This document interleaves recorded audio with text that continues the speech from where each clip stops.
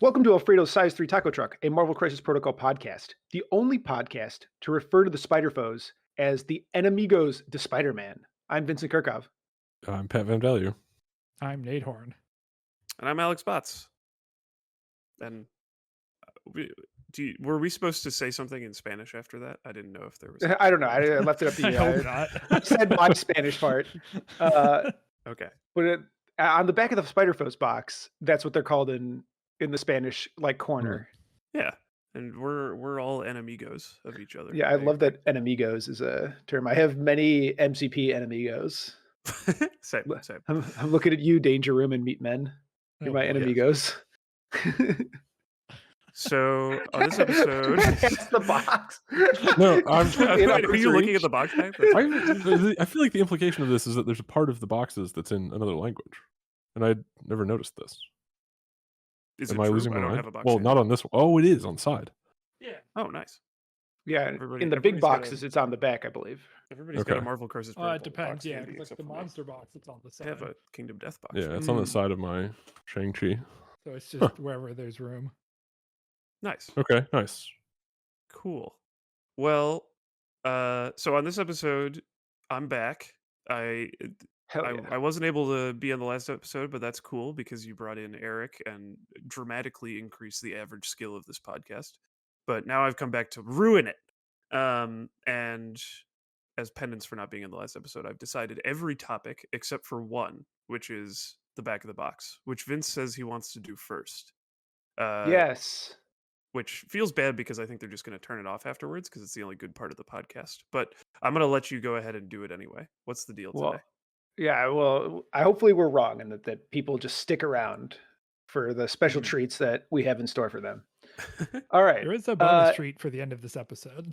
So. Yeah. There is? Ooh, yeah. It's not. I don't like that. Yeah. All right. Alex, I've got bad news for you. Oh, no. I fired Alexander Bartholomew Box, and I've hired Nathan Bartholomew Horn. And okay, that's fair. I didn't know about and this. he explains the rules. Hold on. Okay. Am I explaining the special rules for today as well? Yes, you're explaining today's special rules as well. This is exciting. So we're doing a back of the box extended edition, where this time Vince is going to read the back of Marvel Crisis Protocol boxes with a lot of the proper nouns and names blacked out, and Pat will have 3 guesses to try and get it right off the first paragraph, second paragraph, and then a hint from, I guess, only bots this time because I know the answers and I can't help. The extended edition rules mean instead of doing 3 boxes, we are going to do 8 boxes. Oh my god. Does that even count as a rule? It's just making it longer for Pat. Well, I have to figure out how many points he needs to win, which is a more it complicated solves the math biggest question. problem is that 3 boxes. This does there not wasn't a good solve point. my biggest There problem. wasn't a good number of points to win. Yeah, that's true. I've been not a having real lot problem. of issues with that, and we've always been saying the only other option other than 3 was 8. So Exactly. It is the logical extension. You just sort of like close the left side, and you're like, "Damn, it's 8." ooh, yeah, good, exactly. Pat, are you ready for our second longest back I of the thought box we didn't ever? even have 8 boxes left. This is unfortunate. Yeah, I guess, man. I'm excited. I don't know. I hope I All right. can come up with some good hints. Here we go. Blank sister to blank, the blank, has proven herself a hero through her innate genius and fierce dedication to her people.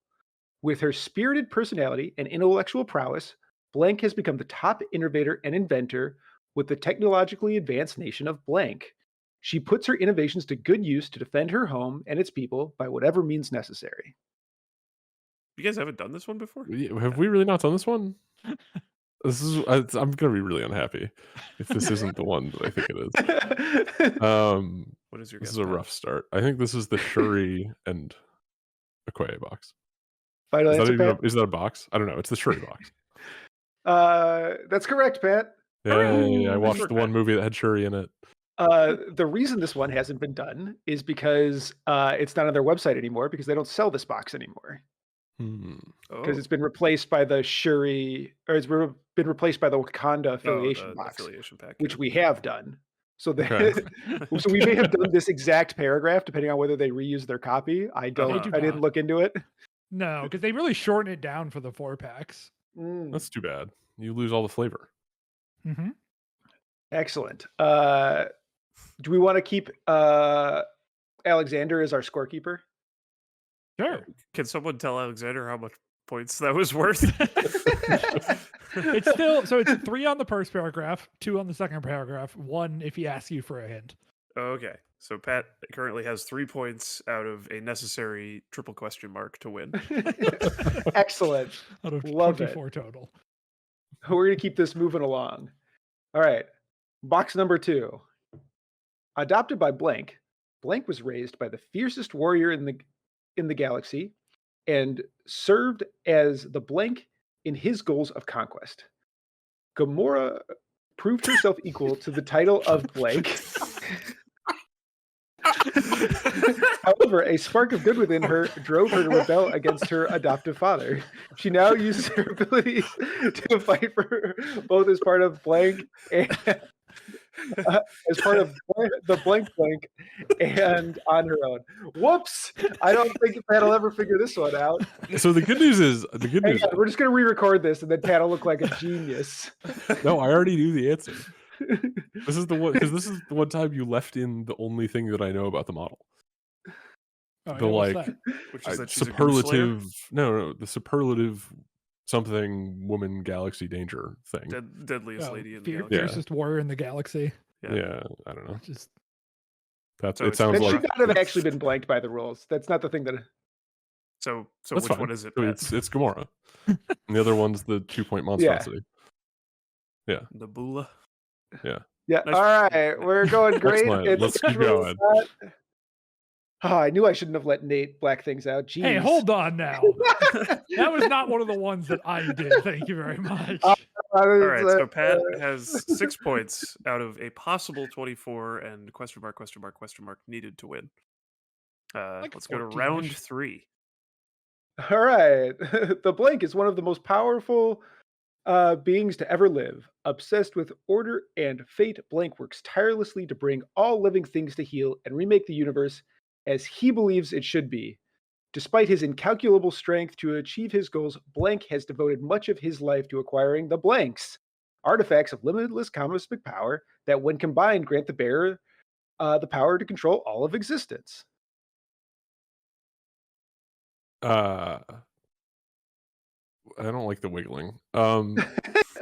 I think this is Thanos. I haven't seen the movie where he likes rocks. But that did sort of sound There's like a couple of this. those. There are? Okay. Yeah, well, There are there's a couple whole series movies about him like rocks. expert to geologist blank. Hell yeah. Well, Let's you're go. right though. You have 9 points. And is Okay. this producing a list? Is this like a legal tournament list? Is that what we're doing? They've got like they've got Okoye and Nebula and Thanos. We're putting together Alexander, I need you to What just is- calm down. You're freaking out. All right. I want to The know why there are the 8. theme will be obvious by the end. All right. Okay, fine. It'll be Okay. so There is a theme, obvious.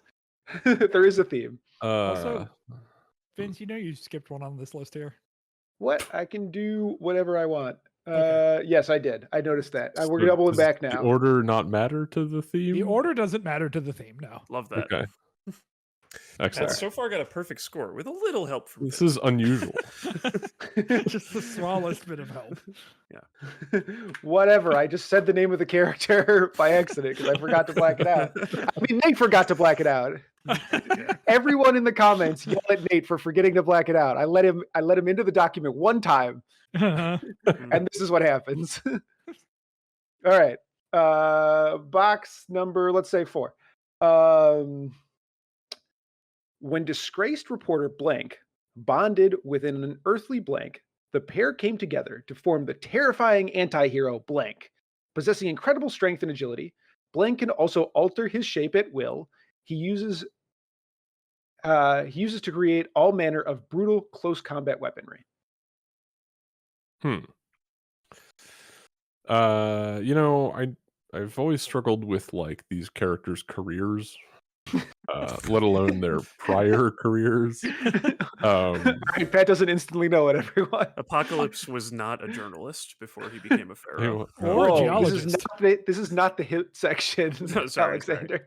I've eliminated Apocalypse. Yeah, well, I think they're probably. I'm assuming it's not a space.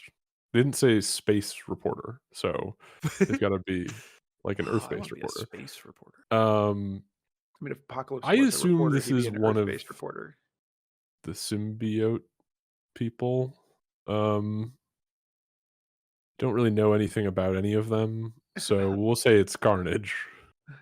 Carnage, Pat? Final answer? Yeah, sure. That's not Carnage. We're moving Disaster. on. Okay. Paragraph Oh, number well. 2. Yeah. Paragraph number 2.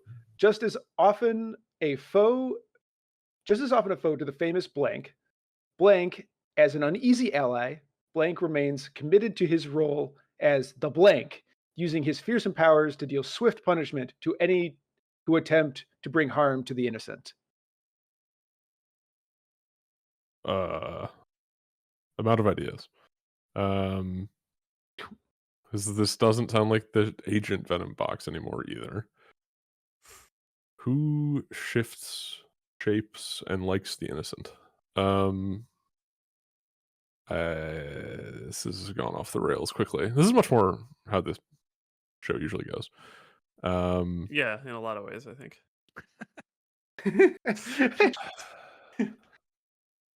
Disgraced reporter. I don't fucking know. I have nothing to go on here. Is You have this a bot's lifeline if you want it. Yeah, and I could give you either a hint or Valorant trivia. No, I want the hint. I want to answer them all. Okay, so we're going to the part where you We're can going only to the get 1 hint. point, right? Yeah. Yeah. Okay. These 2 paragraphs are describing the same character. Okay. Is it the original Venom box? Final answer, Pat? Yeah. Yes, it's the original Venom box. Yay! Ba, ba, ba, ba. Whoa. So Yeah, I why love did they old release boxes. him only as 1 box? I knew that they did, but why did they do that? I 'Cause guess he's just 'cause a they guy, he's thought not even that big. anybody.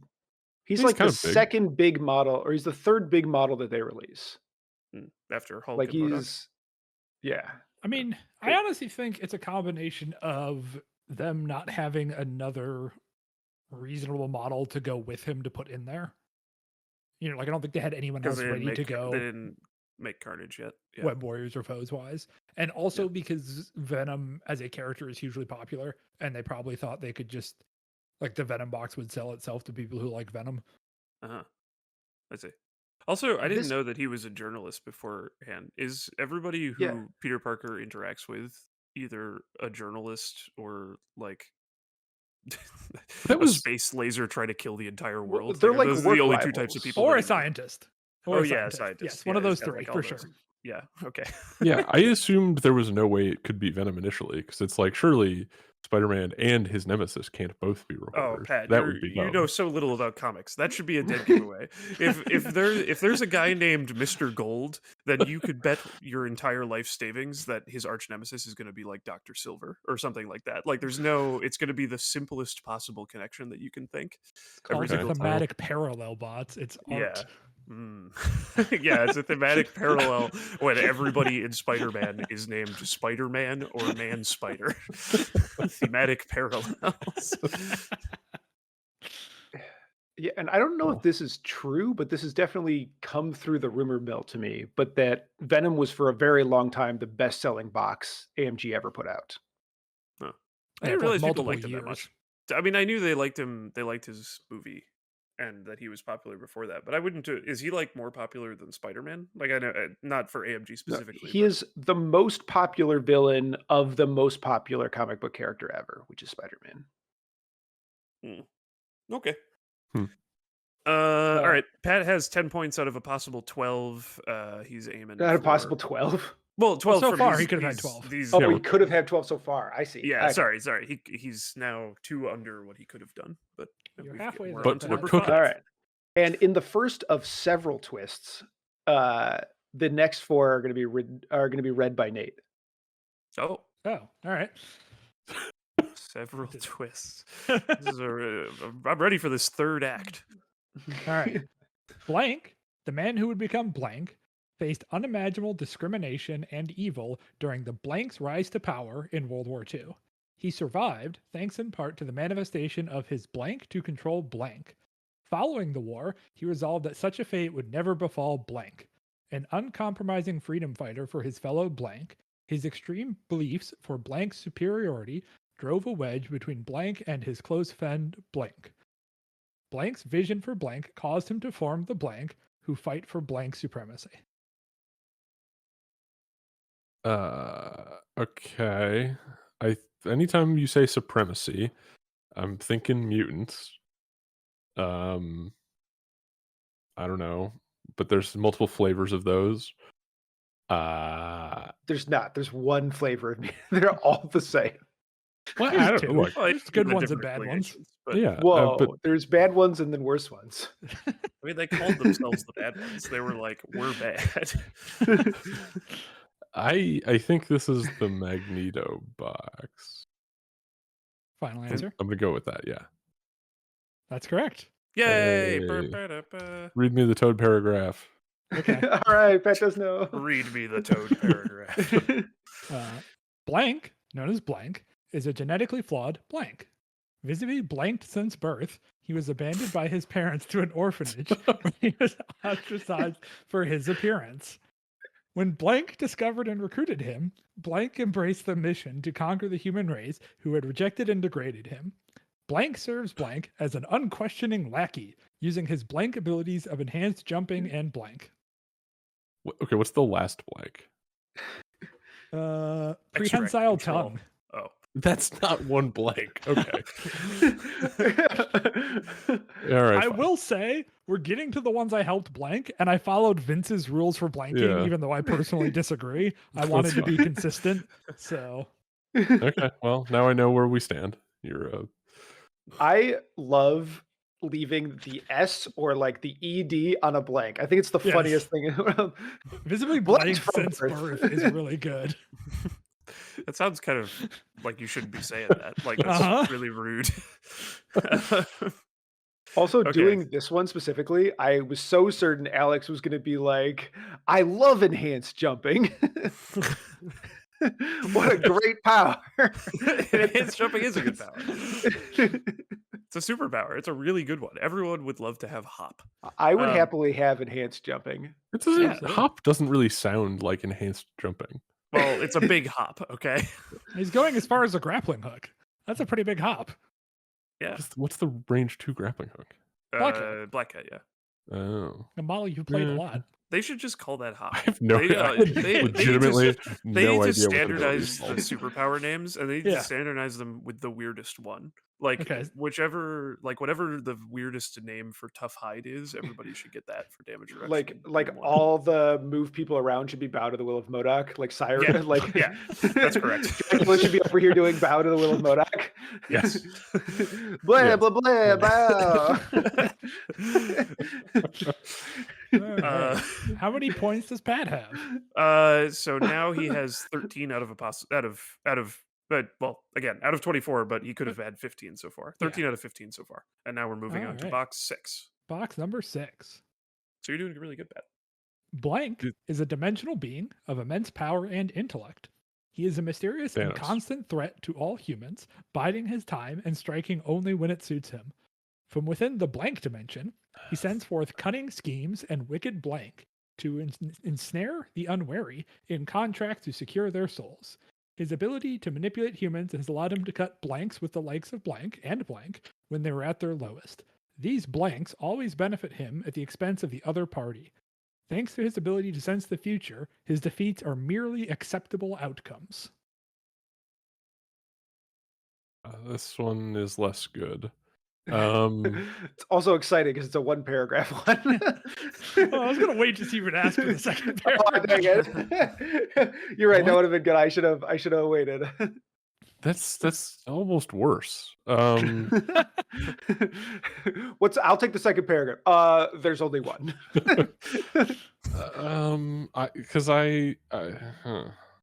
Okay. Wait, this fits one of the models that isn't actually in a solo box. Now that I remember,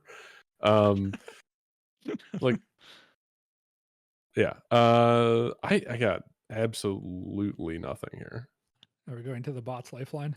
Because it's not Cable, because he has a domino in his box, and Yes, Cable from the blank dimension. dude, he's like The a Cable dimension. spaceman. Yeah, like A future dimension. He's like a spaceman. He is He's like kinda- a spaceman. he is. I'm with Pat here. He's a robot got arms with a opening- plasma So shield. it's Yeah. not Cable, but just to be clear, Cable did like travel through time, which is Yeah. not exactly like a dimension, but Pat Future dimension. whatever. Pat, Yeah, It's kind of a dimension. it's kind of a dimension. I The don't dimension know, of time, it's the absurd. fourth dimension, arguably. One might say, yeah. Yes, we're going to the lifeline. We've seen how helpful it's been so Okay, far. so do I always do a hint, or do you want Valor trivia this time? No, I want the hint. Okay. What the fuck is a hint? There's a lot of books written about this guy. Oh, that's not gonna Noted help Pat at book all. enthusiast me. Well, no. Um, There's a lot of books written about this guy. You are aware of many of these books, even if you haven't read them. A lot of novels. There's a lot of novels about this guy. Is he a Marvel guy? Well, Or- he's in Marvel Crisis Protocol. I think That's an not argument. helpful. Yes, Pat using his one question to ask the premise of the game. Well, okay, but like I meant that in the sense of like, is he a Marvel guy? Like the fucking Mummy's not a Marvel guy, but he is technically. Yeah. Yeah, you are using my answer very well right now. Keep pursuing the line of thought. You just mined a little bit. But I don't understand how any of them would be single boxes. That's sort of my problem. Is this the Red Man? Mephisto? It's Red Man. It's the Red guy Man, who the rapped with rapper, Method yeah. Man in Uh-huh. 1992. I want to play Mephisto just so I can say that. But I think this is Mephisto. He does deals, and people don't like the deals, and they get dealt. That's so true. Yeah. Yes, this is Correct. Mephisto, who Yes. famously featured in the Bible and several other books. What? He's the I- devil. Pat. He's the actual I It's thought the he devil. just was supposed to look like him. No, he's just Satan. He's the devil. Oh, He's the That's devil, not- but the comics code couldn't. But I mean, let he's them the call comic him book devil, so Yeah. like he's Okay. less evil than Hitler for some reason. But he's the devil. okay. So you live and learn. Yeah. I have When read Pat- about Mephisto then. When Pat was like, "Is this the red guy?" I half thought he was going to be like, "We're all like, yes, it's the red guy," and he was going to be like, "Oh, I guess it's Red Guardian." I was thinking Omega Red. Yeah, Omega Red. Omega Red would have Omega been cool, yeah. One of the guys with red in his name. Yeah, he's in a solo box too. It really could happen. Exactly. So Pat is at 14 out of 18 points so far, and we've got 2 boxes to go. All right. Because they're right. Excellent. This one. Oh, this is a fun one. This first paragraph has a single blank. Trained by his father in the martial arts from a young age, the sheltered blank became a living weapon. When he was sent out into the world for his I first cheated. assignment as an assassin, he learned the truth about his father's crimes and rejected him. It's Pocket from I Dead think Pocket. I think I cheated. How? You just read the box. I read didn't the you? side of the box in French. I only made it through the How first do you know paragraph. Tell me what the But- French for weapon is. I don't. I only know father. All right, so what's your Uh, guess, Pat? This is the Shang-Chi box. Let's go. That's correct. 17 out of 20. Wait, With 17 an out of asterisk. 21. Sorry. There you go. I didn't read it in English, so yeah. I hope box 8 is really going to blow my mind because I'm no closer to understanding what the theme of the 8 boxes is. It's Alright. it's definitely not a Black Order list anymore. I've ruled Is that it out. I have one theory.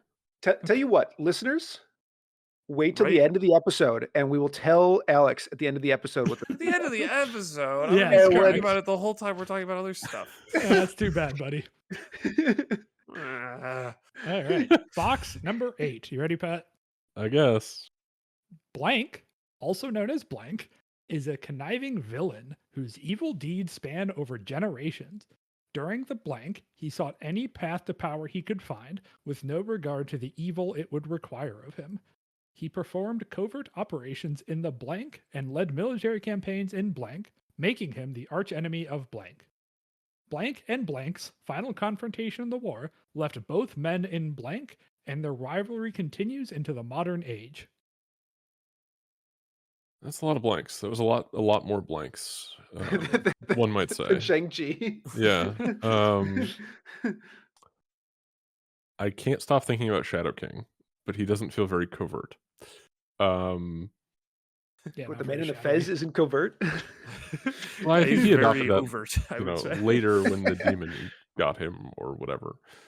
Who is covert? Okay. There's a model that has a rule called covert operations, I think. Just a warning, if we Um, get to me, I'm going to have to do Valorant trivia because I'm actually not totally sure I'm right about this one. Well, there is so, a second paragraph too, so true, but yeah. yeah. well, I don't know how many points I need to win, but I think I want to No, hear the he second does. paragraph. All right. The villainous organization blank has roots stretching back for many Oh, okay. centuries, but most know of its modern incarnation under blank and blank during the blank. From there, it has become a globe-spanning terrorist organization bent on world domination.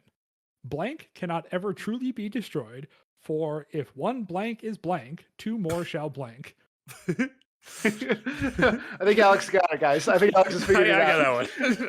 got that one. Well, this is only a half ironic answer. But I think SHIELD is a terrorist organization.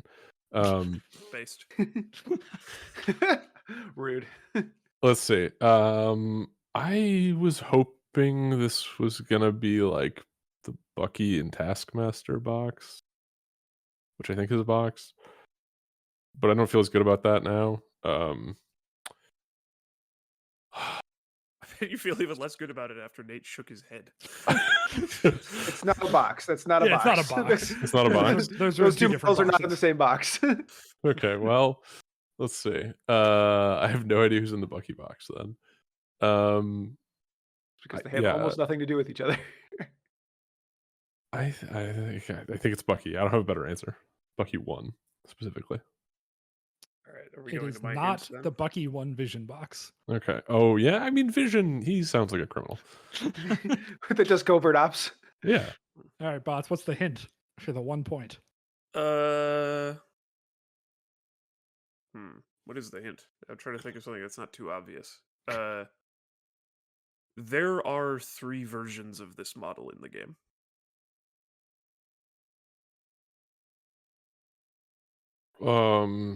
That's true of a lot of people at this point. I mean, not that many people. Captain America. I don't It's, know. it's a was terrorist also- organization. A hint inside of that hint. Oh. It's referred to a single model. Ah, fuck. Yeah. So this is what the Red Skull 2 box. Is that your final answer? Sure. Correct. That's correct. Hooray! Who is it? Which one is the terrorist organization? Hydra. Yeah. Hydra, yeah. Okay. But also Shield. Also, one of the Yeah. blanks that's blanked is Captain America. So Yeah, there's an arch enemy of Captain America. Oh. I guess thought this that was makes Red sense. Skull in the first paragraph, but I wasn't sure Mhm. which one. And then the second paragraph, I was like, oh, right. Only one of them has his own box. The other Yeah. two are in the core box. Makes Also, do you guys ever think about... I like can't get this out of my head. Whenever somebody talks about Taskmaster, which thankfully is very infrequent because he's not a Mhm. very good model, I always like his spoonerism is mask taster. And I just always think mask taster whenever I hear his name. What's a spoonerism, real quick? Oh, it's for when you the- switch the first letter of 2 words. Like Oh, like mask taster. I didn't immediately think of another example, but like Vincent Curkov. yeah, like Vincent Curkov. Yeah, exactly. I like that one with Taskmaster too, because he has like the full head sock mask on. Yeah. So Yeah. he can't just like taste his mask whenever he wants. Yeah, exactly. And I just always say that I always think in my head that if I was playing him, I'd be saying he's gonna taste your mask, and then I would be thrown out of the Oh, game he's tasting store. other people's masks. Well, I don't know. Not any assume masks, he- all he tastes- masks. He tastes all masks. I guess. That's what he's Okay. known for. I mean, Captain America captains all Americas. So All right. And tune Wow. in at the end of the cast for what the theme was. How many Yeah, points did he end up with? Oh, so he ended up with 18 out Oh. of a possible 24, which I think ratio-wise would definitely give him a win if we Absolutely. extended it from the 3 that we usually do. But Yeah. I don't know No, that's a what win. your guys' special I rules are. think I know what the theme is. Would you like to register a guess knowing that we can't answer if you're right or not until the end of the episode? That's fine. I Okay. think the theme, and I've already forgotten what like half the answers were. So this is entirely vibes based. But I think these are models that are in a list Pat is supposed to play. This is a list you've been given. That's great. I I'm think trying it's to get you. like a bunch of models in a CS list or something. I was sort of wondering if it was something like that too, but there isn't.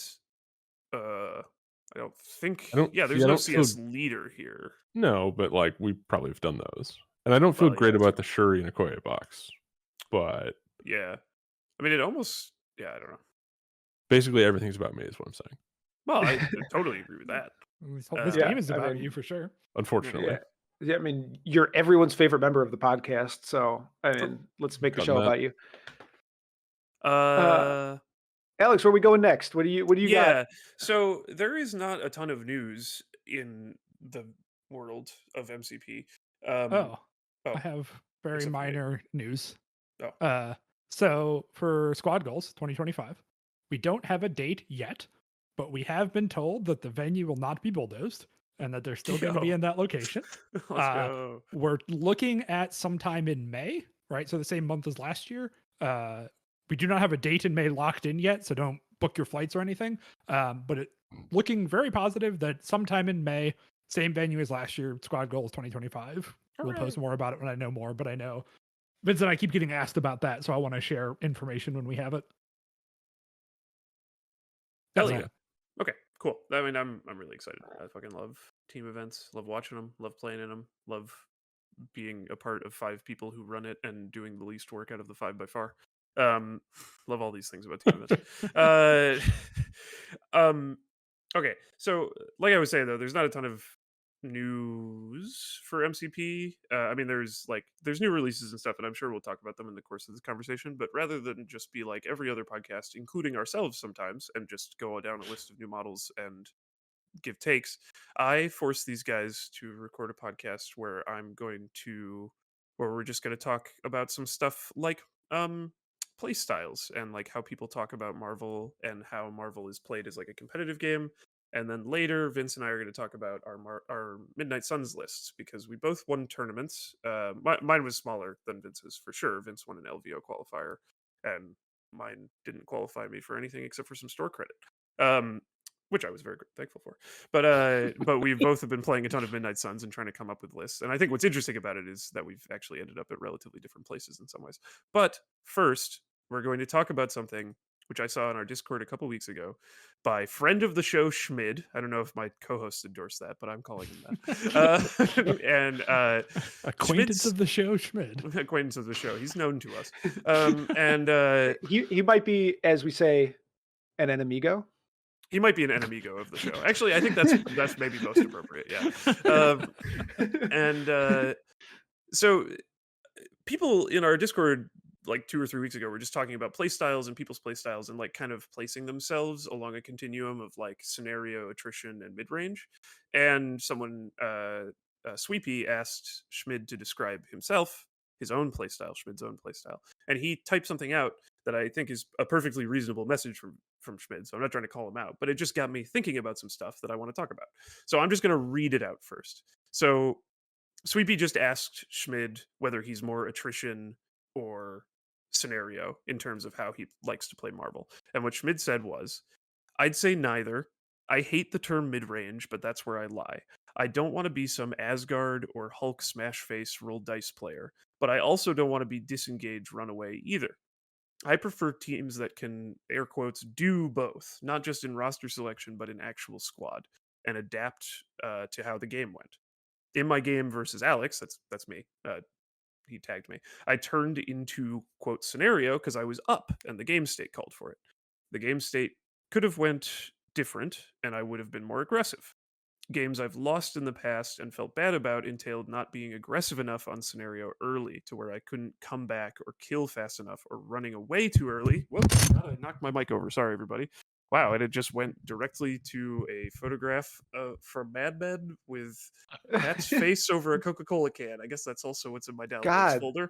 Wow, Schmidt has really lost the thread of what he's talking about here.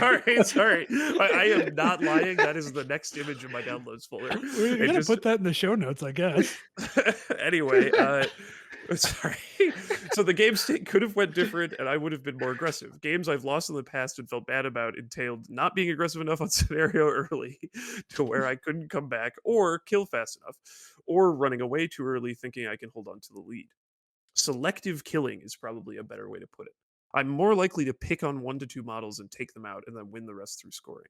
In the end, I just want to be a snowflake. So if everyone started using convocation, I'd have to switch. So that last part, I'm just making fun of Schmidt there. I think it's funny when people run away from a affiliation because it gets too popular. That part's not really relevant. The thing I want to talk about is this idea that like he is a mid-range player because the way he wants to play is he's getting a scenario lead early and he only goes to attrition if he is down on scenario early. That he uses attrition to get stuff back, right? I think that a lot of people would describe themselves that way. I think I would describe myself that way in that I want to have a scenario lead turn 1 and then I will fight if I don't get that.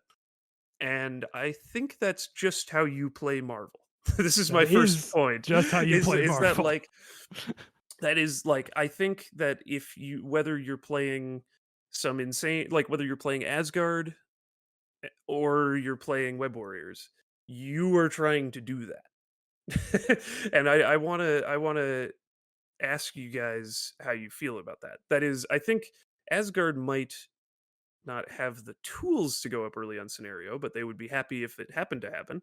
And Asgard will choose to use attrition to take the lead from a team that is up, and then will play scenario. And I think that's just correct for how you play the video game. What do you guys think? I agree. My favorite part of this quote is that Schmid goes, I hate the term mid-range. I play like : description of mid-range. Well, he does sort of admit that that's where he lies, but I also think, I mean, I think you're right, but I think that's, yeah, what's that revealing to me, at least, is that this, like, mid-range scenario attrition thing is not actually a description of, like, it's not a description of playstyle in terms of your goals in the game. I actually think even the most attrition-focused teams don't really plan to table people and never get extract points or never get scenario points, right? I think what they do, they're more likely to table someone. That might happen for sure, but their plan is to use their punching to get the scenario lead, right? And like and to win that way. And to me, the like scenario versus attrition thing, that's really just a description of how you play disadvantage. It's not like a description of your game plan. Your game plan, I think, is always the same. I don't know if that makes sense. Yeah. But So, yeah, essentially, like the things that we call attrition teams, they do play scenario, but they play attrition until the scenario cannot be contested by the other player. right. Is And essentially how I would like to. and like sometimes I feel like the only way to determine like scenario versus attrition is if you have extract steals, you're a scenario team. And if you don't have extract steals but you hit very hard, you're an attrition team. And if you don't have extract steals and don't hit very hard, you are a bad team. And those are like the only 3 types of teams. So yeah, I agree with that. I would take that even further, right? And just because, like, okay, for as long as I've been playing X-Men, people call them a scenario team. Right. They don't have any steals. All right. I That's sometimes true. have room for a voodoo, and I don't always play the voodoo, and I'm still considered a scenario team, right?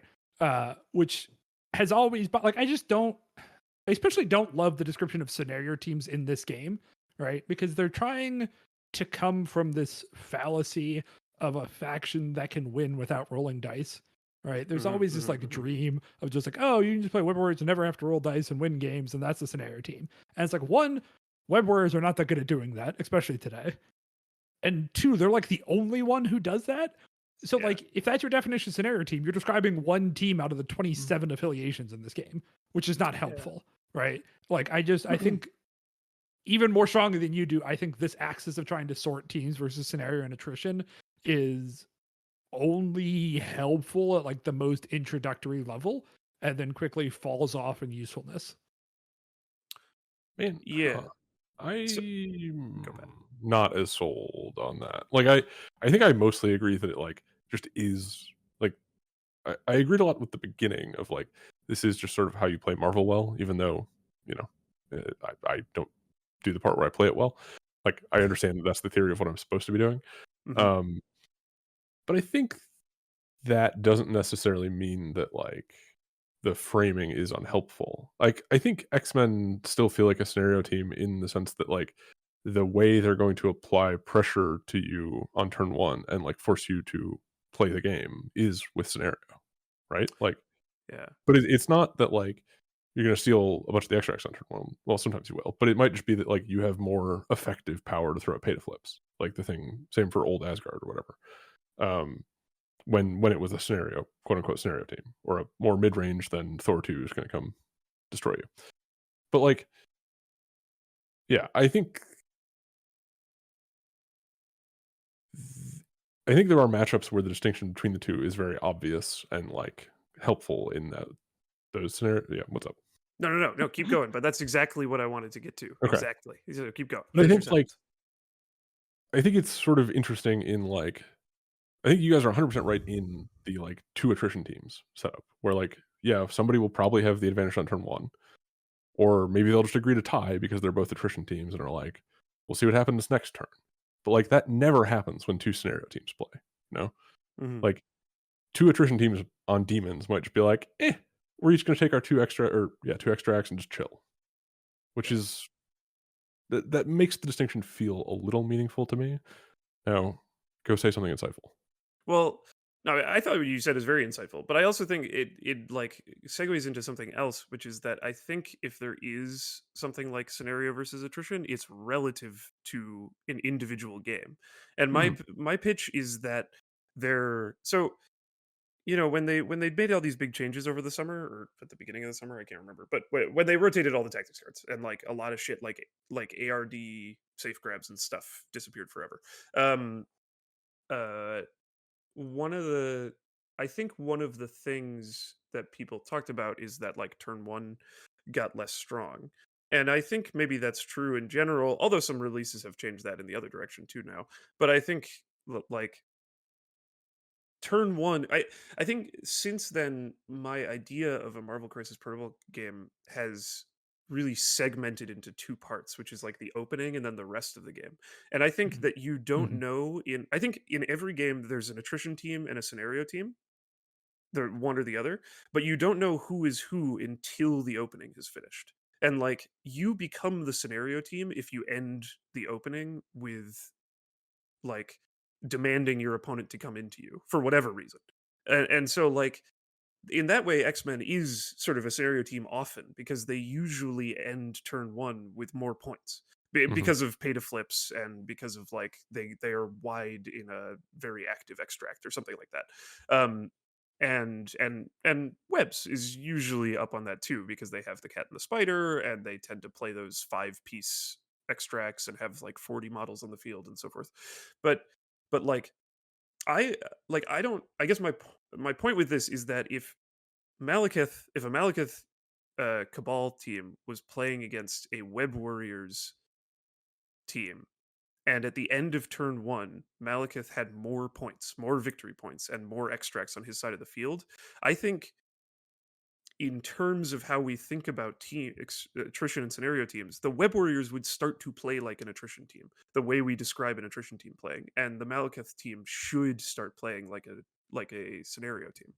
So So, and so Can I I? think I disagree with Ooh. you Oh, slightly there. Can I step no, in? no, hold on. It's a yeah, very sure. quick question, and then you can go to yours. But I just have to ask Pods. Have you read Who's the Beatdown? Yeah. Okay. I'm trying to, like, did you independently reinvent the same concepts, Well, no, or I have you think read that that? I mean, I think that Who's the Beatdown is very useful, but two things. One, you hate it, and you get I Nate. hate the way a lot of people apply it to other games, but that's the difference. I don't want to get into that because I want Vince to have his turn. Sure, but and then the other thing is just that I think maybe it would have been easier to just say I think who's the beatdown is determined by who has the most extracts at the end of turn one, but I think that's less interesting. And No, I think the build up to it was useful. Like I'm not trying to undercut. I guess my anything you point said. is that this understanding of attrition versus scenario is more interesting and useful to me than the way Yes. people talk about scenario and attrition outside of a game, like just on Yeah. Discord, where they're like, "You are the attrition team because you have higher dice pools or whatever." Anyway, Okay, Vince, what were you going Vince, to say? yes. So anyway, I just to try to pull us back to where we were. You're talking about like the continuum of like, whatchamacallit, attrition to scenario, and that if the Web Warriors player is down on points turn one, into Malekith, they have to play attrition. Well, they have to play like an attrition team, but yeah, they play like an attrition team, yeah. Right. And I think a lot of people would just describe that as you losing. Like Well, when you're sure, forced I mean, to do that with a team that can't. Mhm. That's kind of what makes them a scenario team, is that when they're presented with this significant disadvantage after turn one, they typically just don't win because they can't play the other axis of the game. Mhm. I think ultimately I land on it's just like it's like it is a shorthand for a descriptor. Like we're trying to describe where they are on that continuum Mhm. of players, but the whole game compared to a lot of other games like Magic the Gathering, like the War Machine, the game is all mid-range. Like everybody is just kind of a different flavor of mid-range. Yeah. Because there aren't like true alternate win cons with like one exception. Yeah. What's the one exception? It's the one Are I you won saying LVO clock? with that doesn't have to play by the rules because of their leadership. Like I think Shield is like the closest thing we have to, or like Nick Fury's Shield back in when I won LVO in 2020. I don't know. But I mean, don't you even if I mean I Because- understand what you're because you saying, want but to be Shield you want to still be has down one. I guess, So but that's so small. I But would you're agree not, with you're you. fake down one. Yeah, I would agree with exactly. you if you could score That- points above your opponent. Like if it just was always that effect, I would totally agree with that. But like, yeah, I don't know. That seems tough. I guess You're still playing like an attrition team. Yeah, but you play like, or essentially the game is tied when it doesn't look tied, and when you're up, you still like. The other thing is that like if the Malekith team is up, right, in that example we gave before, Mhm. right, and you're like, oh, the Malekith team should play like a scenario team now. No, the Malekith team is going to continue to play attrition and continue to push Yeah. their advantage. Right. And I Well, think but that's kind of an argument that separates an attrition team from like they're not going to push into you, but they're going to kill anything that pushes into them. well, yeah, but shouldn't the Web Warriors do that too? I mean, like if the Web Warriors team is advantaged, shouldn't they kill or remove them, like kill or push away anybody that gets close to them? Like, I mean, Yeah, I guess what I'm saying is that if they like can. if you're down sort of scenario tempo and you have to go into your opponent, I agree with you totally that you would prefer to have Malekith than Web Warriors in that circumstance, but both of those teams are still disadvantaged. And like I don't think that a Marvel team exists that would prefer to be down scenario after turn one. Like That's even Significantly. 1 point Yeah. is not. I mean 1 point is significant whatever. enough, It's not a so huge get, difference. Get out of here with your like fairy shit. But like if you're down 3, yeah, you and have to have a specifically plan. extracts too. And like I think that this also comes from my better understanding of the game and how it's totally dominated by the location of extracts, right? And so like being down 1 point but having more extracts on your side of the field, maybe you could argue is actually an advantage or Yeah. is anyway even. But Mhm. down 1 point and all the extracts are on the other side of the field feels awful if no matter what you're playing. So this is I'm pretty much in agreement with you here, boss. And this is actually one of the reasons why I wanted to bring up like the who's the beatdown thing, because I Yeah. think what you're describing, we use the terms attrition and scenario as like the 2 points of that axis. And I Mhm. think those are very unhelpful terms, right? Because it's really about who has to get over there and change the status quo and who Right. wants to support the status quo, right? Mhm. In all of your descriptions, and when you're talking about like where the extracts are, There's the one player who just wants to defend the status quo and keep things the way they are, and they will win. And the other team has to do something to change the status quo to get the game back in their favor, right? And I think that is a better descriptor of what you're trying to explain. Yeah, I think that's also a great descriptor of just how Marvel is played in general. Because, like, even if you think about, like, we talk about strategies like refuse flank in Marvel, and refuse flank like only works if you can move where the extracts are. Yeah, as if one way or the other, the flank you're taking is the one that has more victory points. Yeah. Yeah, like if you can move all of your material to the side, if you can move all your material and your scenario points to the same side of the table away from your opponent's dominant force. Yeah. Right. That's kind of a similar thing of like trying to create the situation we're talking about. Definitely. Yeah. So I think you're right that all strategies in Marvel can kind of be boiled down to this. Who does the status quo favor? Yeah. How do you break the status quo? How do you defend the status quo? You have And a defender and you have recognizing an aggressor. Right. And recognizing those roles correctly on time. Yeah. Pat, you kept scouting. Yeah, so I'm I going to feel be like a little contrarian here and hell yeah. annoying about words. Yes, Okay, love it. that. That's our podcast. So I think you guys are all right, but I don't think that thing you're describing. It's like I think that the concept you're describing of like who is behind on tempo is important and like probably more important than this attrition thing that I'm going to go ramble about. Yeah. And I don't think that, you know, when people on the internet in other discords that I don't read talk about attrition versus scenario, that they're talking about the thing that I'm thinking about or that I've invented as we've talked about this. Yeah. But maybe they should. They definitely should. Although it's going to be a bunch of graphs. So okay. So I think you guys are all right that like in the Malekith Webs thing, if the Malekith player's ahead on points, he's fucking stoked. Like he's very much not the beatdown. Right?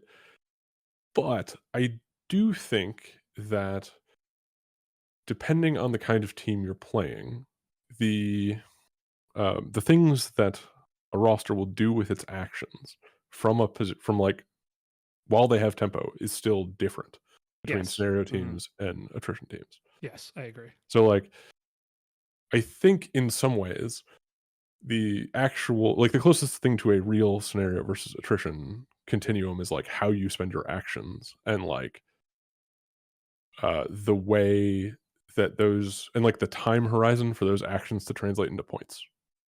Yeah. Where like the extract teams are all about the scenario teams are all about like minimum actions to start scoring points and then about continuing to score points. They're not like investing in the future the way an attrition team is.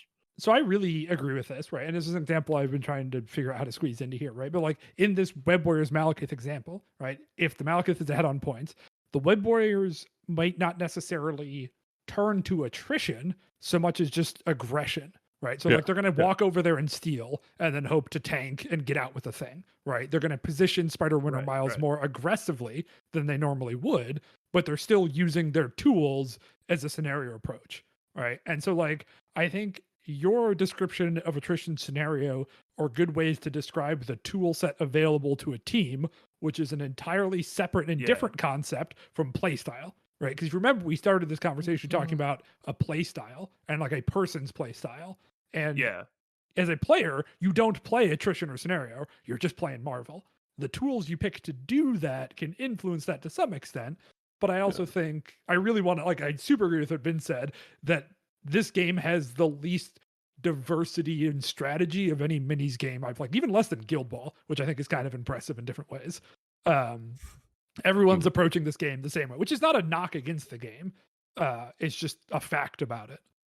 So I think it's fair to say that like attrition versus scenario is like describing what actions you take to flip tempo in your favor, right? Like you're down and then it's, are you doing stealing and tanking and running away, or are you trying to kill stuff and have extracts drop that way, basically, right? Essentially, yeah. I mean, and also the thing you said about like not Event Horizon, that's where space aliens kill you, but the time taken in actions between you and starting to score points, right? Mm-hmm. Yeah, well, I get that, like, and I guess Oh, sorry, what'd you say? Yeah. No, I mean, like, I think that, like, to me, the real test of, like, a scenario team versus an attrition team is, like, how many demons you stand on. I like that. I like that. Is like, because Oh, the 1 point almost never matters, but, like, if you're the scenario team, it might. So I you don't even think that's a good example. it's not a So good I okay, think well, I just who the knows? problem with demons is it's so punishing to stand on that like the Web Warriors team. This is a whole different conversation that I want to have on the podcast at some point about like if you're a scenario team, are you racing to 16 or are you trying to be ahead at the end of 6? Right? Because those are Mm. two different win conditions. And I think even Web Warriors on demons should probably just focus on staying ahead instead of trying to hit 16. So like they're also not going to stand on a lot of demons in that matchup. Yeah, that's fair. So like I get what you're trying to say. I just have to nitpick because No, for that's us reasonable. that the demons example is not one I would use. And Yeah, also, like us as former Guild Ball players, it's easy to fall into the trap of like you have to get to 16. Like that's how you win, right. right? When actually the game is kept at 6 turns, the way that like Guild Ball wasn't. Guild Mhm. Ball, you played until somebody clocked or to somebody uh, scored 12 points. 12? 12. 12. Yeah, 12, 12 yes. points. Yeah. And I think the Guild Ball comparison is actually useful too for what I'm trying to get at about playstyle and how to describe it, and also what I think Nate said.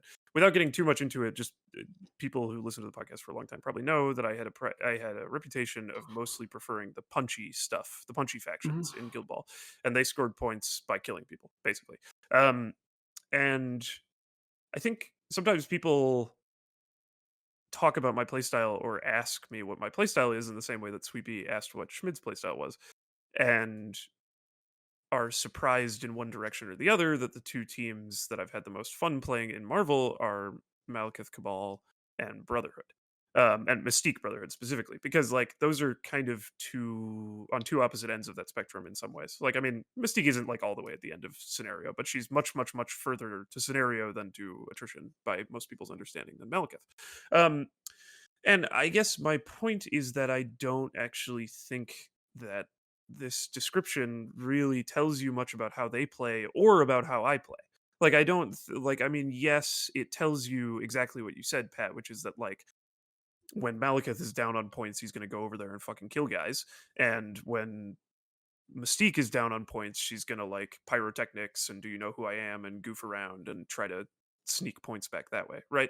But and those feel maybe different in terms of like the theme.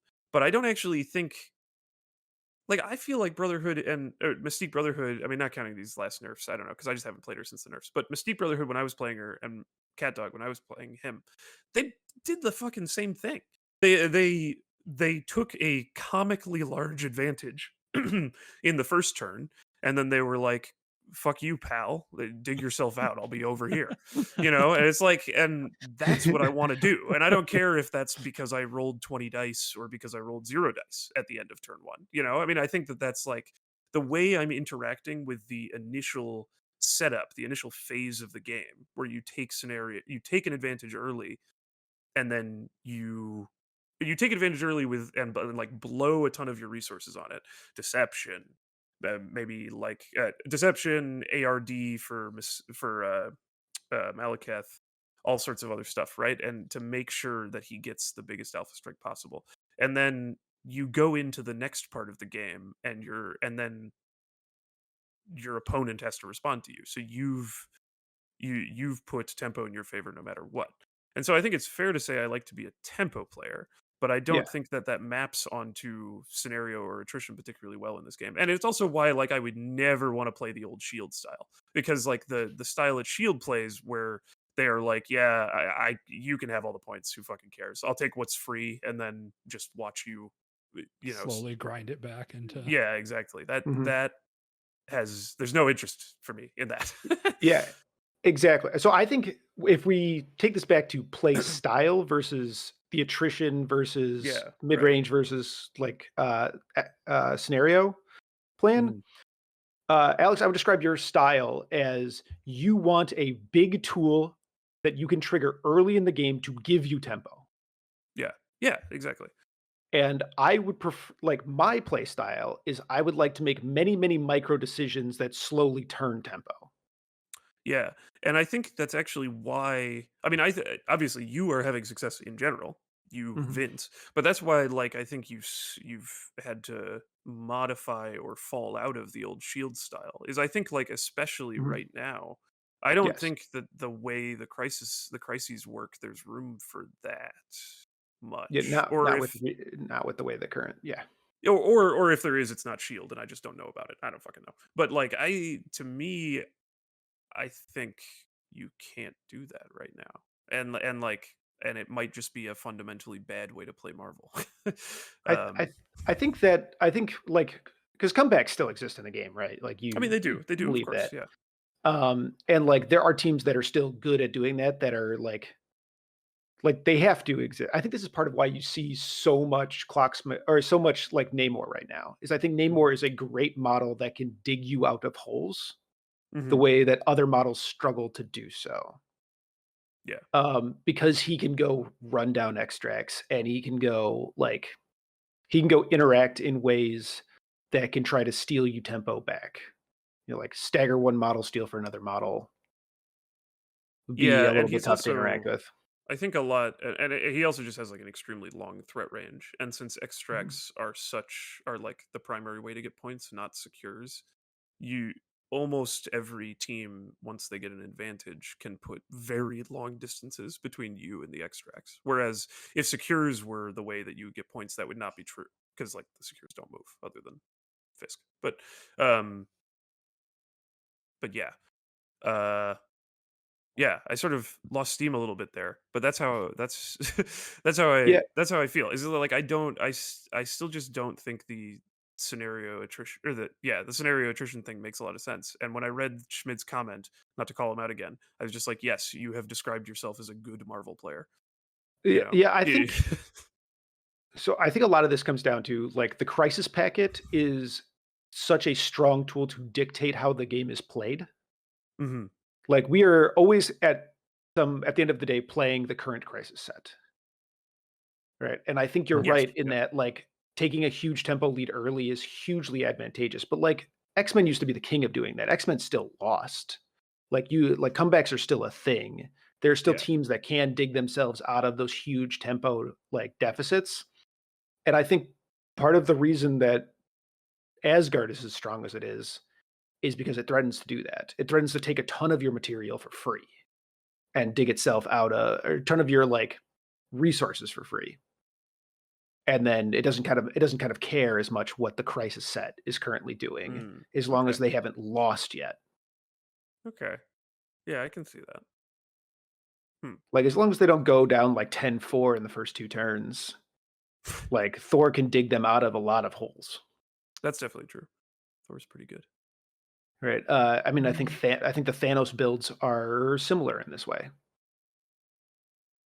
Like, does it significantly matter that you go up 5-3 on them turn 1 I still if think it kind they of does. I don't know. if they remove 3 of your threat from the board at top of 2? I guess, I mean, yeah, I don't know. It's so hard to say, but it doesn't feel like it feels like it actually does matter, unless that three thread also had an extract. I mean, like Well, then that would be really bad. Well, But I mean, even this, let's say they didn't, right? yeah, They're just like they're just playing up 3 threat in exchange for 2 victory points, right? yeah, that's true. Like that's not insignificant, and that is a way to play the game. hmm I don't know. I still don't think, like, I mean, I'm I becoming I I agree pessimistic that about your that type of strategy in general. Like, I really am. I don't know. I Maybe I'm agree that being too your way to extreme play the about this, game but is stronger, but I'm not saying thank you. that the other way to play the game still exists and still works in games. It doesn't work as consistently, but it still does work. Hmm. I so okay. The thing that I thought, or like before we started talking about this, the thing that I thought I was going to try and describe as playstyle wasn't really the like how many of the attrition tools do you take versus the scenario tools or whatever, which was Mhm. sort of the closest thing we had, a discussion ago. But I think so. The thing you're describing of like whether you're trying to get ahead early and then stay ahead, or like whether you're going to try and claw it back from behind, is an interesting thing. And I think the thing I was going to come in and talk about is sort of parallel to that, but it's like a little bit about uh like the shape of the relative tempo of the two teams. So like that old shield list was like always a little bit behind, or like sometimes a lot behind, and usually a little bit behind, but was like making incremental progress, like in a very consistent way, by virtue of rolling 1,000 4-die attacks. There was no like you never show other than Helios, you never like put all your eggs in one basket, right? And ironically, Helios is like sort of a fucked up example that I hadn't thought about ahead of time, but it really let you sort of transition from this like slow grindy thing to this just like I need the one big swing that's going to actually put me ahead, right? Whereas I think the thing that is different about the Thanoses and the Thor 2s of the world today is that they don't really feel as much like they're going to slowly grind back into the game. It feels like they're much higher variance situations. Like, you know, if you're trying to come back from 3 points down as Asgard, like if your attacks on turn 2 are bad, your odds of doing that just like go way down. And like the attacks probably won't be terrible, but it's like a very different variance situation than old shield. And yeah, so like I it seems like we're in a world where the low variance come back from behind is like kind of not a thing, but the high variance ones still kind of are. So like it is and it isn't. And a lot of this is tied up in how like strikes generate power and whatnot. But like the Asgard thing is much more consistent than I think a lot of people give it credit for because of Thor being able to spend 6 power and go take 9 damage. 9. And then like roll you mean roll your terrain 6 throw. pounds of terrain throw is 9 guaranteed successes. Roll your 6 to 10 defense dice at it. Like, do you know what Thor's odds to kill Dracula before making an attack are by just throwing a size 4 and pouncing into him are? Well, nobody cool is playing Dracula anymore, as we'll get to. Okay, it's like 1 in 3. Wow, that's rough. So like, I mean, assuming you don't. don't play brace, but also like pre-attacks. Right? So like, I don't want to turn this into the complain about Thor podcast. That's fair. Even though that's right, like he is part of the problem in what we're describing, though. Even though I think Vince's comparison about like, oh yeah, of course he'll always have a line to pounce on you, and you'll be standing next to a size 4 every turn of the game, always available to him no matter what. No counterplay there. It's not. Can't get rid of the size 4 before he gets to it. That would be impossible. But I do think the slow comeback team problem is largely predicated in their struggle against both Asgard and Webs, right? I think if both of those teams are good, which they are right now, although, Webs are less than they used to be, but they're still good, that both of those teams are capable of enormous swings. So like if you start behind as the old shield player, right, and you're slowly grinding your way back into it, turn over turn, if your opponent just has like a baller all webbed up term and sets your progress clock back a lot, you lose, right? Like Vince has lost plenty of times, even when shield was at its peak. You could lose to that kind of thing. Even not all webbed up. Sometimes you just get spiked and your progress gets reset real far, right? And I think Thor and Asgard are unique, even better than Webs at that specific situation, because of a couple things. One of the things, I think Odin's Blessing is a huge problem for the teams trying to get slow advantage, because when you're making all of those micro decisions in the small attacks and slowly chipping away, part of the value in doing that was sometimes you just have an enormous spike, right? And you're just like, oh, cool, I am printing money, right? Bucky got 7 hits. Just kill a model with one of these attacks, right? Or the shield agents just laser beam to dude down, right? Yeah. Having a reset button, like a no to that, is a big problem. And then also with Asgard, at least right now, the design of all the lists, I think the slow multiple decision teams are all going to be wide rosters. Like I don't think there's a way to build a tall roster that successfully has enough actions to make this archetype we're talking about. So you're going to be wide. You're going to have a lot of models with less health. And then things like the Loki Pity and the Electro Leaps punish you, right? Because like every time Bucky makes a little bit of progress, if he rolls a skull and loses that, he takes damage back, right? You're not gaining what you need to, right? And so I think I don't think it's a crisis problem at all. I will argue that one. I don't think the packet is the thing pushing those things out of the meta.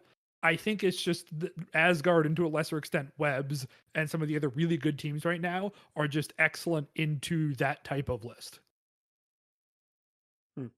Yeah, that makes sense to me. I still kind of think it's part of it is the crisis thing though, just because there's so many. Like I think extracts are just so much more important than secures right now, and that means that threat ranges are even more important when you're down, right? When you have to close distance, you need longer threat ranges because they can make the distance between you and the extract so high, and it's really hard to play a wide attrition list because of that. Because when you're a tall attrition list, you only need like Malekith getting having charge is 7 points going further. 7 points with a long threat range. But like if Shield needs all of their models to get in range of stuff, that's like you're giving up like 4 or 5 actions. I mean it's not maybe Shield isn't Mhm. exactly the best example because both Fury Senior and Bucky have the Hydra Tactics thing, but like No, I think it's a good example because, like, the difference between a good shield player and a great shield player was how few actions they spent moving. right, right. And like that's one of the ways that web warriors tax their opponents when they're up a lot, right? And some like tall attrition like Asgard deals with that okay. It's still not perfect, but they have, their biggest stick has pounce and also range 3 attacks. And then Loki has giant step, but also Loki doesn't mind as much walking once in a while and has a long move. So, there's like I don't know. It seems fucking hard to close the distance if you're just running a lot of little dudes with little guns. So I think the extracts were equally as important when Vince won LVO as they are now, with Mm, the caveat that he could roll his way onto researcher and not have to give a shit about extracts more often, right? But true. Yeah, outside of researcher, the packet isn't really meaningfully changed. that's true. That's I true. think our Right. understanding of the packet has It has. meaningfully evolved, and It I think that has. was Yeah. part of it was that I understood the packet Yes. very well for You how did. early we were in the game. Although also Absolutely. then Shield could have a safe grab that they can only have with Namor now, right? Or I mean, I'm sure. We pseudo had a safe grab with the grunts, but, like, yeah. I mean, I guess you still have the grunts, yeah. But Yeah, I mean, it's not like Vince was playing a ton of eyes on the prize back then. okay, that's fair. I didn't watch all of his games, but I don't think he played it at all in LVO. wow, Uh, never mind. I no, was I did wrong not. and a fool. Yeah. Oh, okay. Cool. So like I just think extracts are more important than secures, but I think you're Mhm. overstating the degree to which that is Maybe true. so. Yeah. I think it's certainly not what it was when we had single extracts and they were the only thing that mattered. Um, and Yeah. like, yeah, I guess to say the packet has no influence on this is probably overstating it, but I think it's largely a meta of what the teams are that are causing this problem, but not the packet itself. Like it's Yeah. contributing a little bit, but I think a very minor amount in the big scheme. Mm-hmm. Mm-hmm. Word. Okay, so um I think we should move on to our rosters. I think we Wait, covered. before you Oh, do that though, yeah, I liked in the notes, we only talked to like barely touched on this, but I want to come back to it because it's you have a bullet point here of player playstyle is fake. yeah, Sub bullet, your playstyle is a weakness. That is a description of what options you see and don't see. Uh yeah, and then also you can't really know your own playstyle. I love this shit. Uh yeah. I don't know if anyone else here remembers, but like the third or fourth episode we ever did of this podcast was me telling people that playstyles are fake and you should stop paying attention to them. And they're largely a bullshit excuse for playing the game incorrectly and trying, instead of learning about what you did wrong, hiding behind the guise of, oh, it's not my playstyle. Right. Yeah. I mean, I do think, to be fair, that I think most people would well, I think most people behave as though they agree with you, even if they wouldn't say that. Like, I Sure. think that, like, someone might walk into the Discord on a morning and be like, "My play style is aggression. I always go hard forward." But Mhm. I think when they're in a game, they will choose what they think is the correct option most of the time. And it won't be voluntary. It won't be like these are two equally good options, but I'm going to choose the aggressive one. It'll be like I see this as the only correct option. And if it's aggressive all the time, then they've correctly described themselves, but they haven't actually made a decision. And then if it's not, then it's not.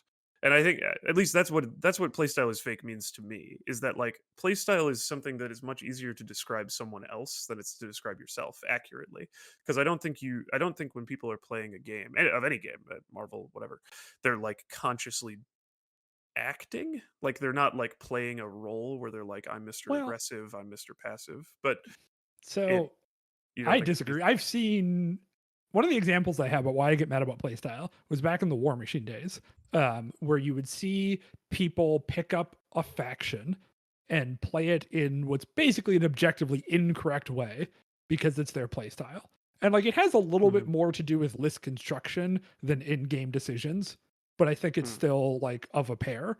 But like I remember you would see back before the Ogryn were good for Legion, and they were the like very fast, very squishy hit and run faction. And some dude would buy the tankiest models in the squishy faction and just like, well, I want to be an attrition player. You know what I mean? I just like playing the beefy guys. So I'm going to put these up the table. And then I keep losing and I don't understand why. And it's just like, well, don't play the bad model. You know what I mean? Like you're playing this faction incorrectly and against their design goals. And like, well, that's not my play style. Like that's just a shield you're using to deflect from reflecting on your actual decisions, both in game and in roster list building construction. Right. Okay. Yeah. And I think when people try to put themselves in a playstyle, they pigeonhole their own decision matrix in a not helpful way, right? If you think of yourself as a certain type of player, you will maybe even subconsciously be putting up blinders from seeing decisions and paths that you wouldn't otherwise, right? And there's no benefit to you doing that, right? You're just putting yourself in a box. Yeah. I mean, I guess that's sort of what I mean. Is that like if you're conscious of your own playstyle, true or false, then you're just making yourself play badly for some reason. But then if you look back at yourself, then you can describe a playstyle, but it's not voluntary. It's just like how you see the world. What do you think, Pat? You were once again scowling. Yeah, I guess like so I think I agree with Nate in this like theoretical ideal world where everyone's like playing minis games to beat their best or whatever, to like achieve their maximum potential in win rate at X minis game. Okay. And like even ignoring the like fucking, physical investment of painting and shit. Like even ignoring that. I think there is like an argument that to whatever extent you do actually understand your playstyle and the like kind of decisions you're good at making quickly or consistently or whatever, that there is a small amount of value in the practical world to sometimes like choosing what you play to be something that fits that, as opposed, and to some degree that's what you're saying of like, if you want to play the fast thing, play a list that's good at being the fast thing. And like I'm with you there. But also, and like, yes, in the ideal world, would you be good at playing things other than the fast thing? Yes, but I don't know that's like practical for a lot of people playing MCP. I think people overstate how difficult it is to change to a different play style, right? Okay, I think, Pat has sparked in something in me. I think I've got a thing here. So like, I think what Alex is describing is like play styles are fake.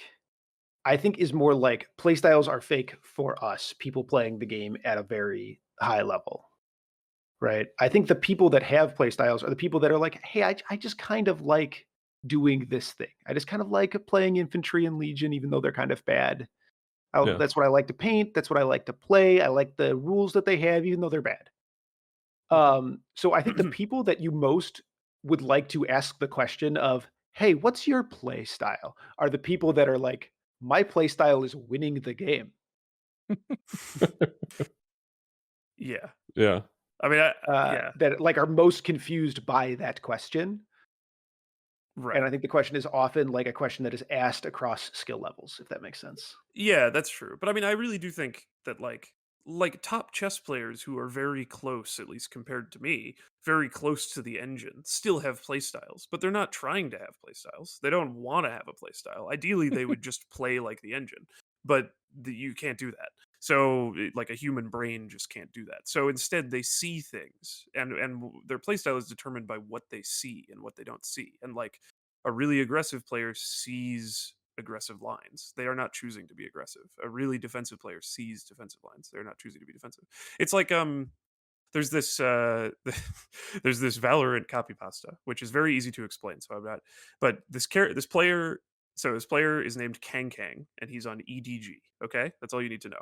And so this copy pasta. This is how I play video games. Except unlike Kang Kang, I'm not a world champion at any video game. But Not yet. not yet. When EDG is ahead in man advantage, Kang Kang feels that EDG is at a great advantage, and thus he will push aggressively. When EDG is even in players, Kang Kang thinks that EDG is at a small advantage, and so he pushes aggressively to fight to secure their lead. When EDG is behind one player, Kang Kang thinks that EDG is at a disadvantage, and so he looks for an aggressive play to regain control of the game. When EDG is down multiple players, Kang Kang thinks that the team has reached a desperate situation, and they are only waiting passively for their death if he does not make an aggressive play. That's a play style. Because no matter what happens, no matter how good or bad it is, Kang Kang sees red. You know, that's what player play style means to me. Okay, so I think now we can go into Yeah. Midnight Suns. So Let's talk about why you hate Dracula and you I betrayed hate him Dracula. He and sucks your ass. friends Well, and the podcast. Yep. Let's talk about what inspired this first, which is that I made a video that's going to be out Yes. before Yeah, yeah. this. I was And gonna you should go mention it, but watch yeah, that yeah, video. Watch the video. yeah. It probably came out a few days before this, and it's Vince talking about his roster that he won the LVO qualifier with, which was a 4-rounder, and it was like 18 people, 20 people, something like that. And Something like that. I don't know, 16. yeah, yeah, and 16-ish. I think it's, and I mean, you say this in the video, but some parts of your list are compromises for an upcoming team tournament. So it's not like, this is not like a totally unrestricted Vince Marvel Midnight Suns singles list. Like Mhm. there's you got Craven in there where probably he's not optimal, for example. Yeah. But I think, can you like, without redoing your whole video, can you Real just like quick. run? Oh, sorry, what's up? I just want to know if you guys. So that team event is ongoing. Yeah, it's Oh, Oh, it currently started. going. I didn't know that. Yeah, they're in round 3. 2-0. They're 2-0, which is Oh, let's great. go. Nice But work. I'm also, 1-1 though. You're doing your job. I don't think Bots or Pat know the team name or the team that Vince is on, and I find this just incredible. I know who's in it. Is that spoiling? I don't know. No, the yeah, team, tell but- who's on the team. So it's DeLuca, Johnny Pastrami, and Vince, right? I think you Yes. said that in your video. Yes. But you Yep. didn't. I don't think you said the team name, or I missed it if you did. What is it? Yes. So the team name is A Dangerous Size 3 Meat Truck Approaches. This is very scary. Is an incredible. Like, I like a lot of team names, and I think they're one of the best part of team tournaments, and I think that's a great one. So I just wanted to That's call a very that good one. out.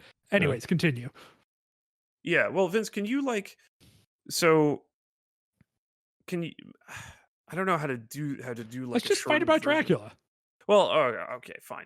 You were playing Dracula a lot, I assume. Yes. Right. I'm playing, He's in your I'm playing list. Dracula about half the time, yes. And you even have his leadership in your card, though I don't know if you're playing that often. But can you talk about how you're using Dracula and like Yeah, maybe so yeah. Dracula, I just really want to. I'm playing Midnight Suns because I just want to play the Monsters box. Yeah, like yeah, that's the right. reason we're here, right? So Mhm. I'm trying to play as much of the Monsters box as possible.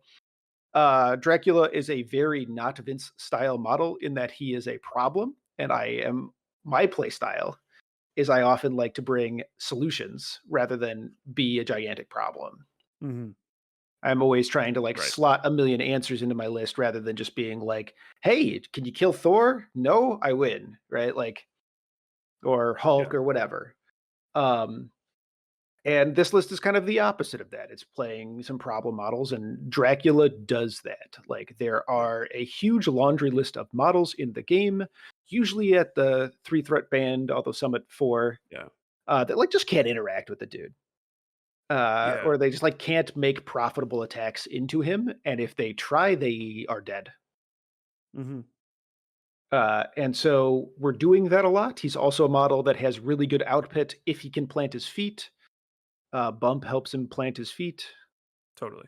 Yeah. He has a surprising amount of utility in the conditions and the bow, and He's a model that can rotate very fast, very quickly if you're willing to commit your 5 threats whole turn to rotating. I don't know. I like him. He's a lot more dynamic than he looks on paper. Yeah, I definitely think that's true. And I mean, yeah. So I guess so I basically agree with everything you said. And I think it's sort of also unfair to like pit me and Vince against each other in terms of this Dracula thing, just because Vince said something at the start of this, which was that he's there to play monsters, and Mhm. I felt that way for a while too. But my like competitive drive, I don't know, got the better of me, and I started taking out monsters, and I no longer have Frankenstein or Dracula in my list. Um, and I think Vince, you also don't have Frankenstein, right? I think we Yeah, pretty much agree. Sorry, yeah, go ahead. yeah, Frank's a good model. The problem is Voodoo eats his lunch, is that you're Yeah, already kind of priced into playing Blade because you're in My Night Suns. You're probably gonna play Blade the vast majority of the time. yep, Um, Voodoo's the best 4 in Midnight Suns by, like, a pretty wide margin, yeah, right? And, like, when are you gonna play your third 4 in faction? and he's yeah, and Frankenstein, I feel like a lot of his sort of buy-in is that he has charge. Like he has a bad Yeah, power I was economy, going to but he say has that charge. he doesn't And get much out of bump.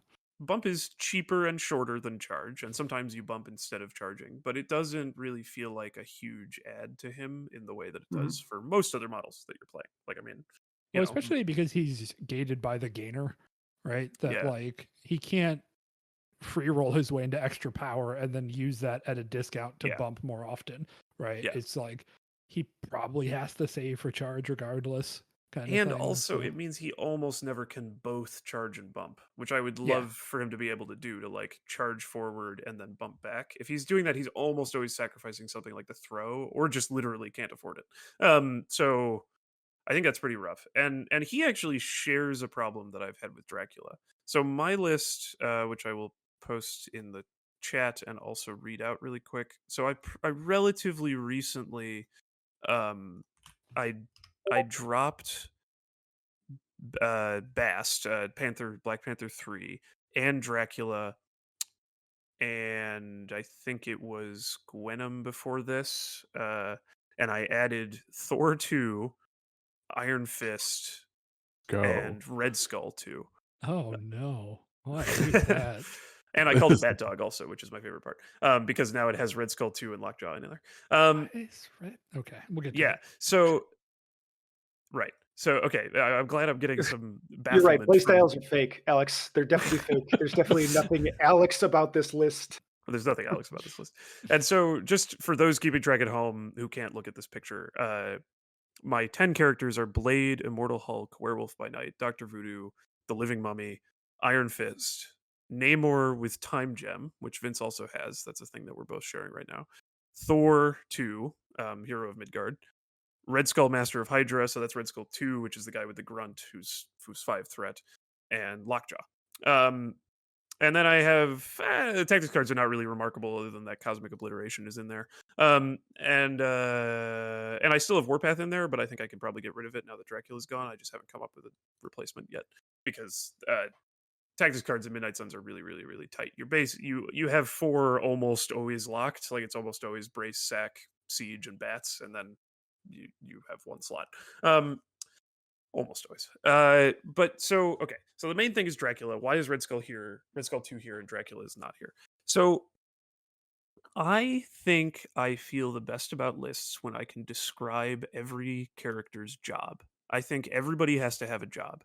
And after some games, some of which I won and some of which I lost, I went to Dracula, and like that scene in Office Space, I sat him down across the table and I was like, "What would you say you do here?" Because there's no question that Dracula benefits from bump. I Mhm. 100% agree with that. Yeah. And there's no question that he does a lot of damage output, and bleed is nice with blade. But the thing I was taking him for is basically raw damage output. It's when I had 5 points to spend on a big motherfucker who was going to kill guys, right?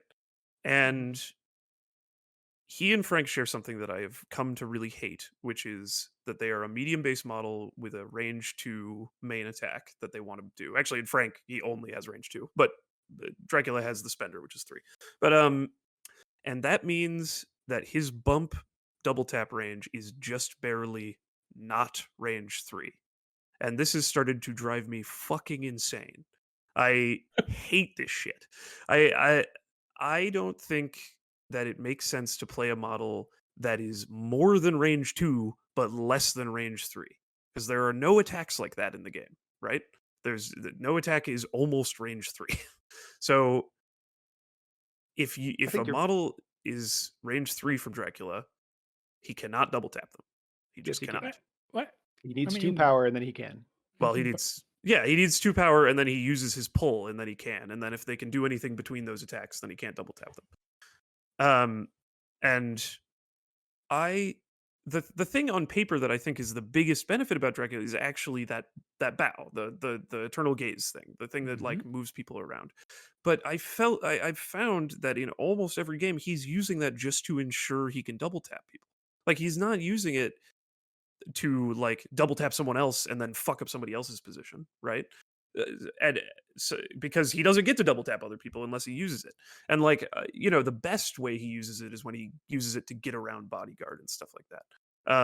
Mhm. But I think I would just rather have a model that's actually range 3, and you lose the bow and you lose the counterattacks. That's both of which are amazing. I totally agree with that. You lose But so much. Right. but you also lose reliance on Warpath, and you gain a grunt, which I think is crucial in this list because we all hate Wong, right? We're all pissed off about Mhm. Wong. Some people Mhm. bring Wong and they hate him. Some people don't bring Wong and they hate him. We all fucking hate Wong, whether he's there or not, right?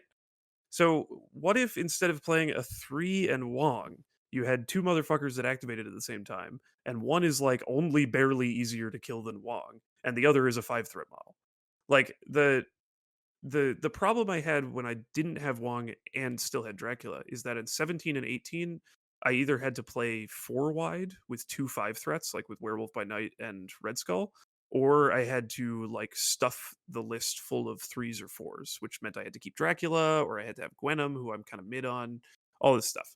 Um, but now I can play quote unquote 4 wide, but with Red Skull, and Red Skull can still hold 2 secures or hold a secure and do whatever the fuck Red Skull is doing. And Red Skull's bump attack range is not just barely below anything. It's in fact just past range 4. So he's able to bump and hit range 4, bump and hit range 3 for only 1 power. And then the final thing is, if I'm bringing someone for raw damage output, of course Red Skull 2 is losing out on control compared to Dracula because he doesn't have the gaze. But Red Skull 2 is higher damage than Dracula almost always. Like Yeah. he is I mean, significantly higher on a double builder, which is also easy further range reaches further, right?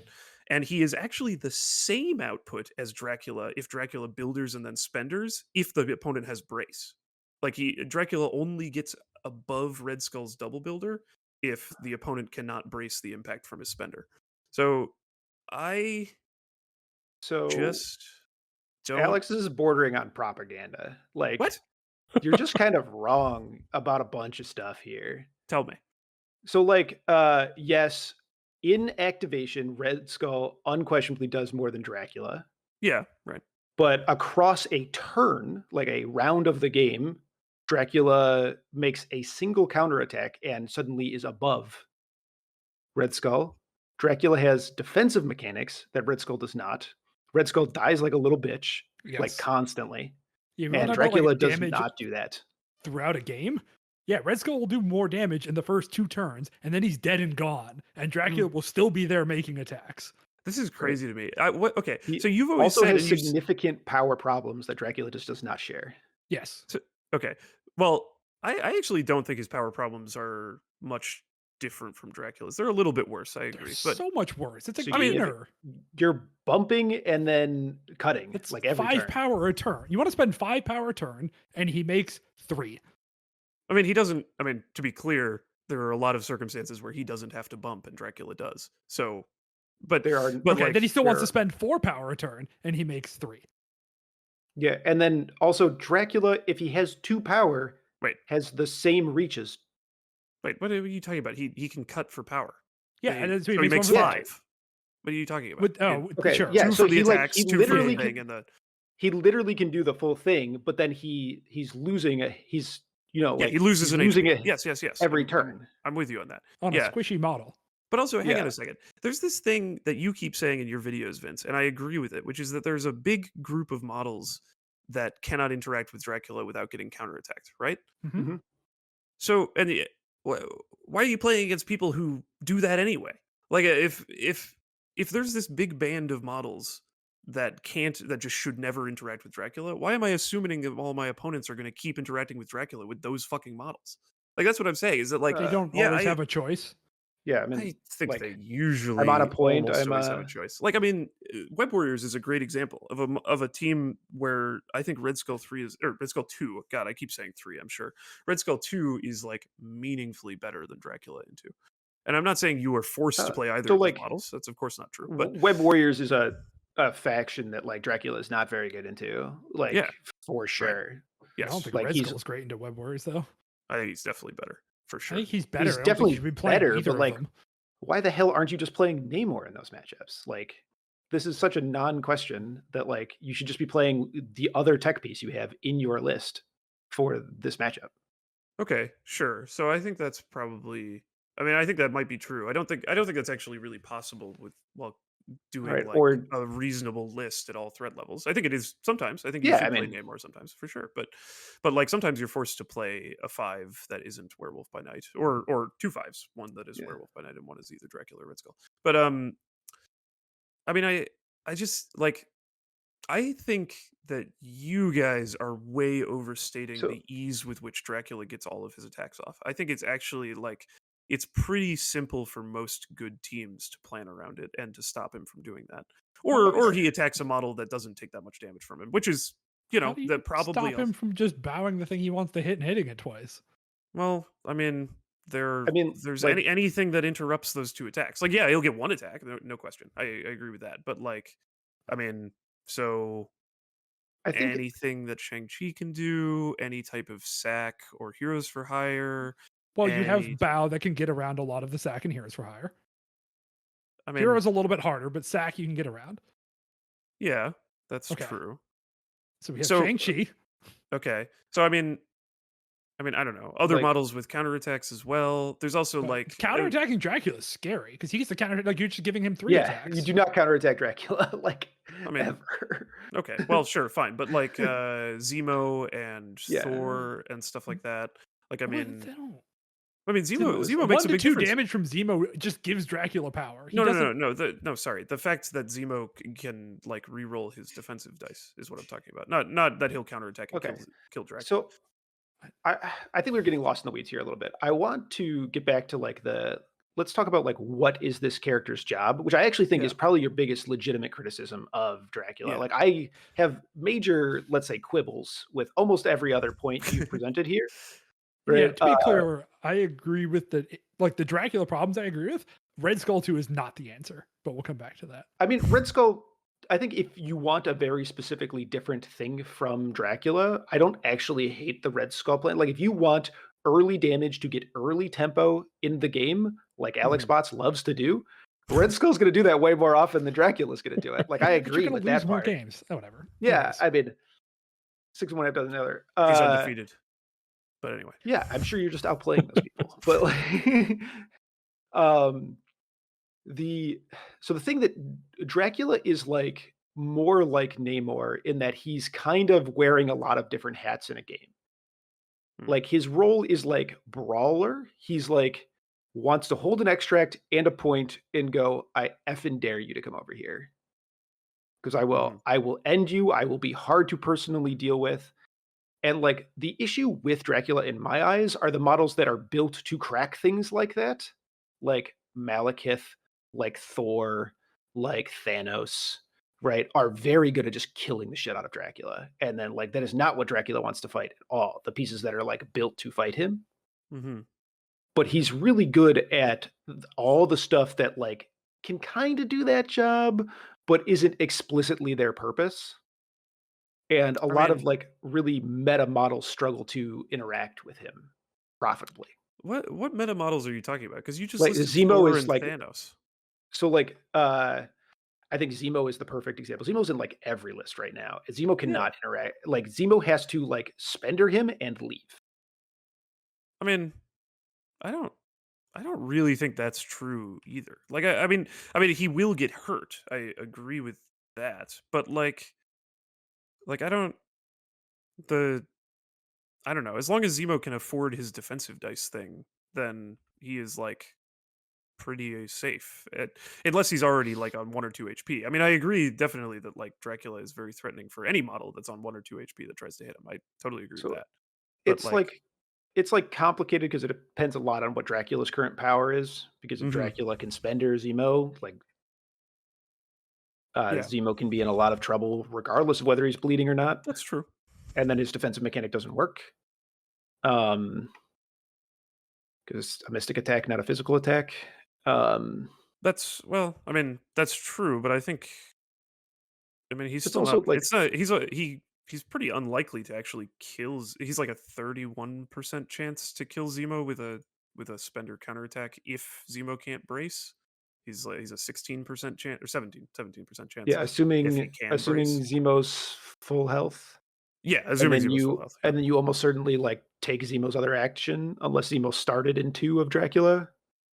yeah. I mean, that's true. I mean, okay, fair enough. I mean, Like I think it is so complicated for Zemo, but that's still a right. 3 point model. Like I don't. And then there's the like being able to throw size 4s. There's a handful of size 4s that are really popular in the meta. Mhm, Like with Hulk and Apocalypse, and being able to throw them into a friendly, it can be a ton of damage that you're threatening. But yeah. like, I think I just think these two models are really hard to compare to each other. To be clear, Even uh, Red Skull 2 can also throw size 4 models. Like, yes, he I mean, can. it requires a wild though, so it's not as likely. But Requires it's wide, like, and it's a spender that he can struggle to afford. But yes, yeah, definitely. But I mean, I think, yeah, it's not as good, but he can still do that. Yeah, and also he doesn't like the other thing that Dracula can do that we haven't really talked about is like the enormous blowout factor of like an attrition team putting resources into him and him just shaking it off. Because like You the mean because of his character, self healing and stuff? Mhm. yeah, because of is like doing 4 to Dracula with like an activation that didn't go great Hmm. with like a high value, and then him going like mist form, walk somewhere, punch somebody, bleed them, uh, and my activation heal. Right? The It's just like misform picking thing up is 3. like a really it's really a real pain point for me when I've been playing Dracula though. The mist form specifically because it makes you drop extracts. And like Mhm. I feel like the only reason that someone should be going into Dracula with stuff that is not more or less guaranteed to kill him is if he's holding an extract. And Uh, if you're and also like not playing senators, so I guess that would well, also be part I of it, have yeah. tried senators. I mean, I senators Mhm. has come in and out of my list. You're right, it's not there right now. But like senators I mean or sorry, what does senators change about this specific thing? I mean, Oh, that I'm like so happy. like very often I found that like I'll be like, "Oh no, I can't drop it. I can't like Oh, you pick up another one. I see. oh, yeah, I can just pick up another one that's either lying on the ground or I'm gonna walk and kill a model Yeah. that's like low or already bleeding and I have spender power, and I'm just gonna pick up his extract. Like, who cares if this is on the ground? Like, I'm gonna go get Yeah. another one. And that's like this is what I'm here to do. Is I'm here to like I'm here to like brawl it up. And like I understand Yeah. that that's not With that. not so like the Dracula plan is like not as reliable as I think a lot of like high end players would like because like he is super dice swingy. He can often Yeah. like let you down in big ways when like 7 dice just doesn't like put out like you want it to, or he misses a condition. Like Mhm. lots of Mhm. times I've put myself in situations where I'm like, all right, they put a guy on the middle point. I have Dracula activating last. As long as Yeah. Dracula doesn't die first activation, I'm totally fine with a walk bot this guy. And if I Mhm. walk bot this guy, now suddenly I might be in the land where I get to spender him. If he tries to attack me, I could put bleed on him. And I just Yeah. like do 1 damage and miss the trigger. Yeah. And you're like, uh-oh. I mean, Dracula without putting hex on this guy or bleed on this guy, I am all of a sudden in a lot of trouble. I think Uh And I don't know. I don't like the characterization of Dracula as a swingy model, except for the fact that he's a model that's in Marvel Crisis Protocol. Yeah. Sure. But as far as like swingy models go, I don't think he really rates. A lot of the things he wants to do are more consistent than other models. Like he's not as consistent as Red Skull, of course, but Well, to call him swingy, just like every fucking model's swingy, and there's no point. yeah. Well, I think he's swingy in the way that like he's like a model that is trying to like live forever, and that like if he's a model that if the game gets swingy in his favor can take over the game. Yeah, If I mean, that makes sense. Like his they top put end is 6 damage high. on him. Do you consider Logan a swingy model? Oh yes, absolutely. So I don't, because Logan, I mean, I guess he's swingy in that he's either good or won the game single-handedly and swings between those two positions, but he's never bad. I think Dracula's a little bit more swingy Logan in that he can like be bad. Like he can have games where he fails to do his thing. And like is a model that like if his dice don't come up and the opponent disrespects the model, like doesn't respect what the model can do, like he can just let you down. Like, and I think that's kind of what Alex That's the game. Is Ultron too swingy? I mean, like, well, okay. So hang on a second though. I like to get back to this like job thing. Like the way I've been most successful with Midnight Suns playing, really almost any matchup is figuring out how I can get the advantage, which is usually through attrition, but not always. And then once I have the advantage, playing very extreme threat range games where I try to never let my opponent activate a model that can efficiently do anything. Right? Like I'm always pushing people away. I'm always throwing people away. Always walking people away. Always walking away myself. With like Blade Spender and shit like that. And I'll pop Blade Spender even when they're not bleeding if it means he can end out of danger of anybody. Shit like that over and over and over again. I think that's what they're really good at, and I think that is what you're giving them with Bump. And I guess I don't actually think Dracula gets that from Bump. Because I think that the things you guys are saying are totally right, where he can manufacture situations where he can double tap pretty frequently because of his gaze and because of Warpath. But you're spending a tactics card on it, and if you gaze somebody in to double tap them with a builder, they are within range 2 of you when you're done. And maybe they're dead, but maybe they're not. And if they're not, then they're within range 2. Whereas Red Skull is way more likely to end his activation having both double tap someone and been out of their range, either they're at 3 and they're range 2, or he can walk away or push them away, or both with the triggers on his builders. And I think that in combination with the fact that it gives you a grunt that can be scoring a secure point, which is really not something that Midnight Suns have access to otherwise, unless you play Wong, which I don't fucking want to do.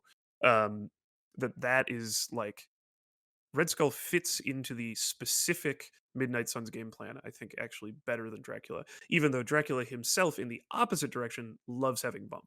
He's like, thank you for Bump, but I don't think he's giving Midnight Suns much back. In comparison to other 5 threats. Like, obviously, he's still a 5 threat. He'll still just, like, kill models sometimes, and he does do a lot of fucking damage. His conditions are good, to be clear. It's not like he's a garbage model. I don't think that. Yeah, I don't think I'm, like, totally on the, like Dracula definitely better than Red Skull situation here. I think just like they just kind of do different things, like, and I think Dracula's playstyle is like fundamentally against how you like to play the game. Like Dracula wants to catch a model that can't kill him on himself and then kill the model and then heal and then do that over and over again forever. And like that is not a way that Alex bots would ever want to play Marvel Crisis Protocol because it opens you up to being incredibly diced. Yeah, and I mean, it feels like Dracula is always allowing people to attack him.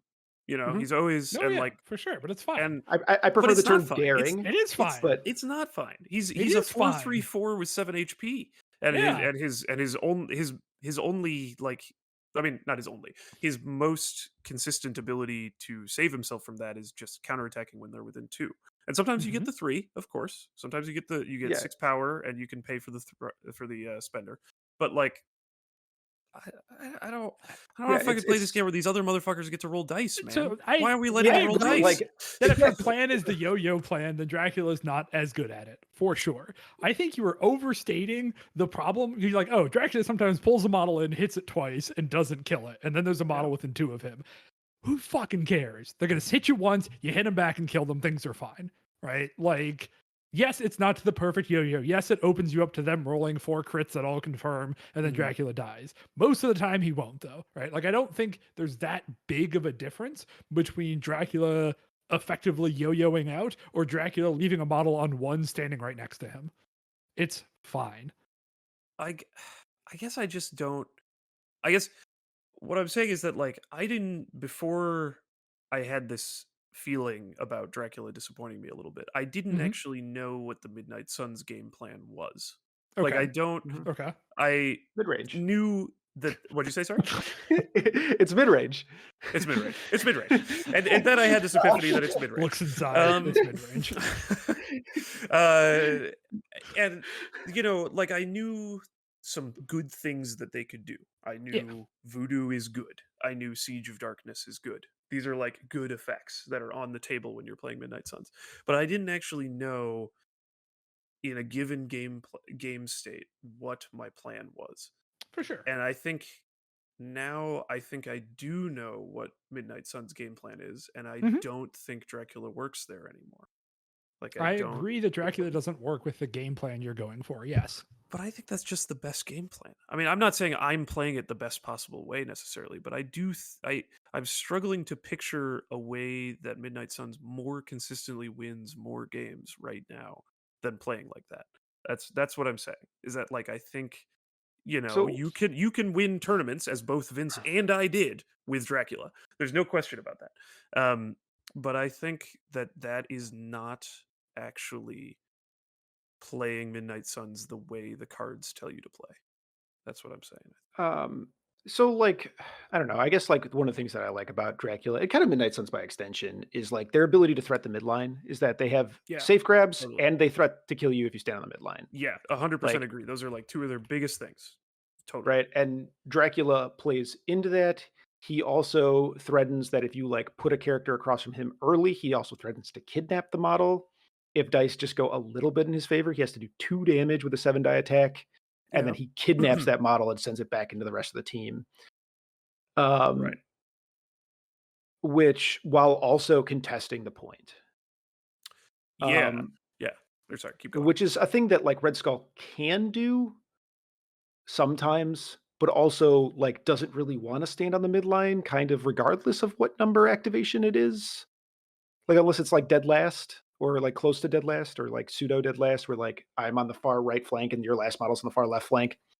Yeah. Yeah. Um, right. So like I do think that he contributes to the game plan. Like the I think the other thing that maybe you're railing against here and that like I've found struggle with is like he's just value. He's not like bringing a thing that is Yeah. like Absolutely agree. Yeah. unique. He is just kind of like more of the thing that you're doing, Totally. and the hope is that the 5 threat package is like you're getting your points worth out of him. He's Right. not like fundamentally transforming the list the way that like Time Namor can or that like Yeah. Crew can. Yeah. But yeah, like I don't think there's anything wrong with playing Dracula. I also don't think you have to play Dracula in Midnight Suns. Like far from that. Mhm. And I think you are convincing me a little bit that this like Red Skull thing is decent, especially if you're a player that can consistently keep Red Skull safe. I would prefer if the faction had like natural ways to do that, but also like I'm not playing Heroes for Hire and you are. Yeah. And I think that's probably changing your opinion of how durable that model is. Well, yeah. So that's another thing is that like I think that Midnight Suns struggle with being durable in general. Anytime that Yeah. they're not Mhm. playing iHulk, basically. Like Mhm. I think that there's I think like even when they're playing iHulk, like yeah, and I mean even iHulk is not the tankiest model in the game, and he's 7 points, Mhm. right? So like I'm not. Yeah, I mean, I think that that's something that Midnight Sun struggles with in general, for sure, across the board, and I think that absolutely Red Skull does not does not fix that. That there's no question about that. And like I'm even curious, like maybe somebody should be trying things like Abomination that actually do make your list meaningfully tankier in that 5 threat splash slot. yeah, I think that would But be an interesting look I for mean, sure. I'm not 100% sure that I wish he Abomination is didn't have a correct, but gainer, but yeah. yeah, I wish he He's didn't have a also a gainer safe too. grab, which is Yeah, that's true too. I mean, I think definitely switching from Bast to Iron Fist is making me feel like this is more viable. And to be clear, I mean, I'm not saying you and I came to the same conclusion because we did not, but you and I agreed, and I think we still agree that Bast has really pissed us off lately. And Mhm. it's like Yeah, You both He- got him. yeah, we've so like I can't cut him because my list is locked. Right. But like in my like, if I were to play actual Midnight Suns, I'm actually on Moon Knight right now. Yeah. So I was thinking about Black Cat if I didn't do Iron Fist actually, but I don't think Black Cat does anything you want in Midnight Suns. well, I And think she's like she's good at Wong, where playing she's an ping incredible pong, but model, just not here. Yeah, but she really has power problems with bump, I think. But She just doesn't bump. yeah, Yeah, you just and I don't bump think with her. right. And I think like there's I'm more into Iron Fist because for the same reason, which is that like Bast has like high upside for sure, but he just kept disappointing me as just a motherfucker with pounce. And Yeah. he has pounce, which is great, and stealth, which is good. And those other than that, he's a motherfucker. He's a fucking slot machine, and I hate him. And Iron You lost a Fist, fight to Zemo for me the other day, and I was like, "You're out, buddy. We're done." yeah, exactly. And it's like Iron Fist, maybe in a lot of metrics, is a worse model, but he's tankier most of the time, not all the time, but most of the time. And he has heroes for hire, which means he has a job. In fact, I've hired a hero for a job. So, so I love that.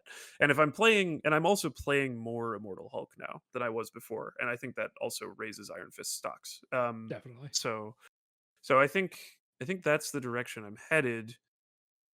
But I want to also hear, Nate, you seemed convinced that you had another pitch for my Dracula Red Skull 2 slot, which maybe I haven't No, thought of because I haven't. don't. I just worry. I am probably the biggest Red Skull 2 doubter on the planet and always have been. But I just think he's going to double down on the weaknesses that the list already has. And like, I also think this dude gets victimized in the current meta in kind of bad ways. Like, I don't know if you need this piece to be played into Asgard, but Thor 2 will just pick this model up kind of for free. Yeah, that's true. I think that's true. Which is not my favorite place to be. Yeah. Although he does actually he does a lot of damage to Thor, but yeah, he's very vulnerable to him. And the one good turn of vulnerable. damage and then die, which is like the Red Skull 2. Well, I mean, him being immune to collisions means it's not as And he's automatic. deaf too. Then he's no, deaf yeah, too. you Oh have yeah, to then be in he's the oh, right. other- That's the you have to be in yeah. the other Yeah, thing. then you have two sevens. He doesn't. Vision has those in the right way. Red Skull does yeah, not. they're His not buffs spots are in the and wrong rabbits. spots. If I was to cut Dracula, if you were like cut Dracula, Vince, play something else here, I think I would take a good hard look at Juggernaut. That's a cool idea, and I love Juggernaut, as you know. But I don't feel like he gets that much from bump. It sucks. Yeah, He becomes a safe, or he becomes a safe grab. Yeah, does, but that's it. true. Like turn by turn, he's not really using bump, and that's He not goes- very exciting. I mean, he goes infinite fast now. He goes infinite fast already. If Only he with could get infinite his power. +2 power from bumping, then we'd be talking. Oh boy. but boy. but it has Yeah, to be. if he a could move get that whole action, buff so- from like bumping, yeah, absolutely. Yeah, I then mean, then sure. he's all in, brother. But But yeah, you're right because he often walk bumps, or he would like walk bump slide, and that being different from walk slide. yeah, Whereas like something Juggernaut's like the crew, yeah, Juggernaut's like the opposite. He wants more power, not more movement. He already has the most movement. But yeah, I mean, I don't. I think also the grunt is actually doing a lot for me. Still The early grunt days, is the strongest part of the argument for but sure. like yes, the because grunt is very good. I really think it's solving list building problems that I had when I left Wong, and it's like I really don't want to pay for Wong, right? Like it's like yeah. and I think that's a big part of why I like him. Have for you sure. played OG Ghost Rider and Midnight Suns? No, I never have. Okay. I I could try don't- that. I don't think it's like a slam dunk replacement. But he does do a number of the things you're looking for, in that he absolutely can hit things from far away and then not Yeah. be hit back. True. So like True, that true, true. game. And his damage, obviously his like turn over turn damage doesn't match Red Skull 2 at all. But Yeah. Pen and Stare will just kill a model sometime. You know, like if you just need to kill something every Right. third turn, he will do That's that true. with great reliability. Yeah, and I then I hadn't really think, considered him, and he's got the benefit of being able to siege, which is a huge deal. Um, yep. yeah, I mean, I like that a lot. The other thing is, I've actually become more fond of the wolf. Okay.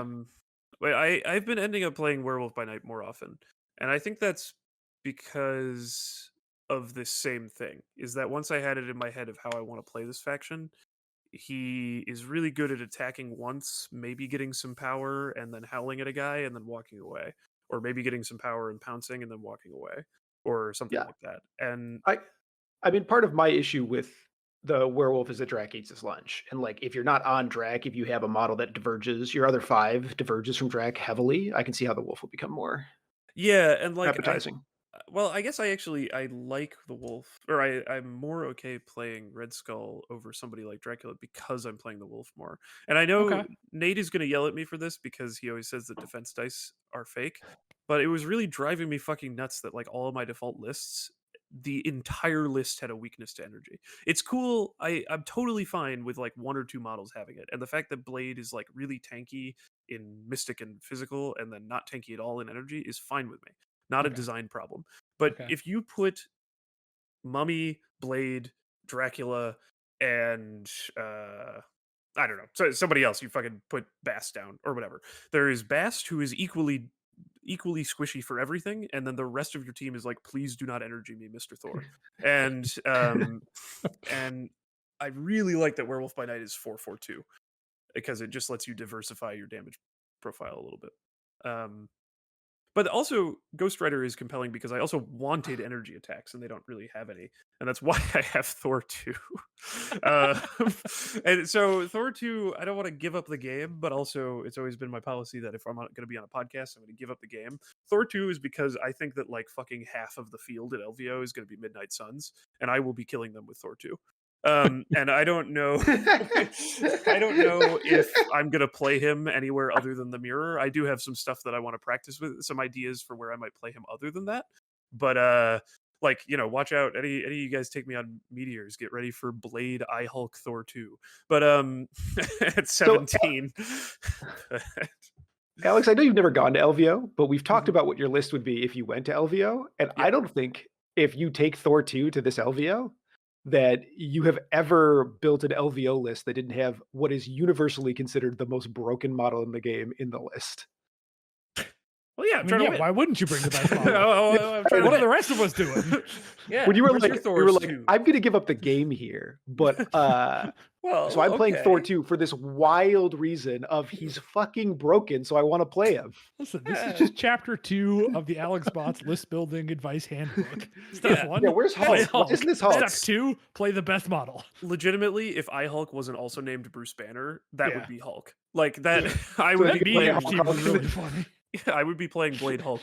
I would absolutely do that. all right. But yeah. Anyway, Can we talk about Namor already? yeah. It's Namor Jeez. time, and you should take the lead because I stole this from you, and I think it's a great idea. I love him. Fucking Cox McKenzie is the coolest goddamn dude ever. Yes, agree. He's super cool in Midnight Suns. Making the fastest model in the game faster is like really cool. Hmm. There's if since you've watched my video by now because you paused the podcast when we told you to and you went and watched my video, you know all about this thing that I'm about to spoil. But And you liked the and subscribed. yeah, absolutely, very important. You should do that here on this YouTube video as well. Yes, sure. But Namor on Senators and either Meteors or Sword. I think it might also work on Madman. I'd have to remeasure it, but it probably doesn't work on Madman. Anyway, he can on let's just say Sword for example, and Meteors. He can walk along, pick up a meteor or pick up a Senator, flip a sword point, bump, and then stab the thing that picked up your opponent's meteor, and then surf or picked up your opponent's Senator, and then surf onto the sword base, and then flip the sword base. And like that Yeah, right. interaction and like knowing that I had that flip in the bag or like I had that shot was a big reason why I had early advantage in my finals game at the qualifier. Yeah, that's Because pretty nasty. I hit the flip and then I got to displace his Hulk Hmm. because it flipped sword to my favor. Yeah. Yeah, he makes me feel a lot better about pay to flips in general for sure. And I also, it does make me wonder whether I should actually put senators back in my list. It's not in there right now, but I definitely feel more confident when I roll senators. Like my opponent has senators, he feels a lot better. And I'm playing a lot of 19s and 20s right now. Mhm. Yeah, they Uh, like high threat a lot. yeah, like I have intrusions and demons and secures, and then legacy virus and scrolls on extract. So I have 3 19s and a 20.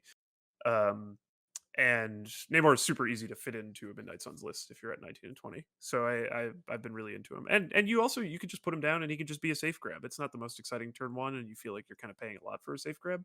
But if that's how the layout looks, then you just do that.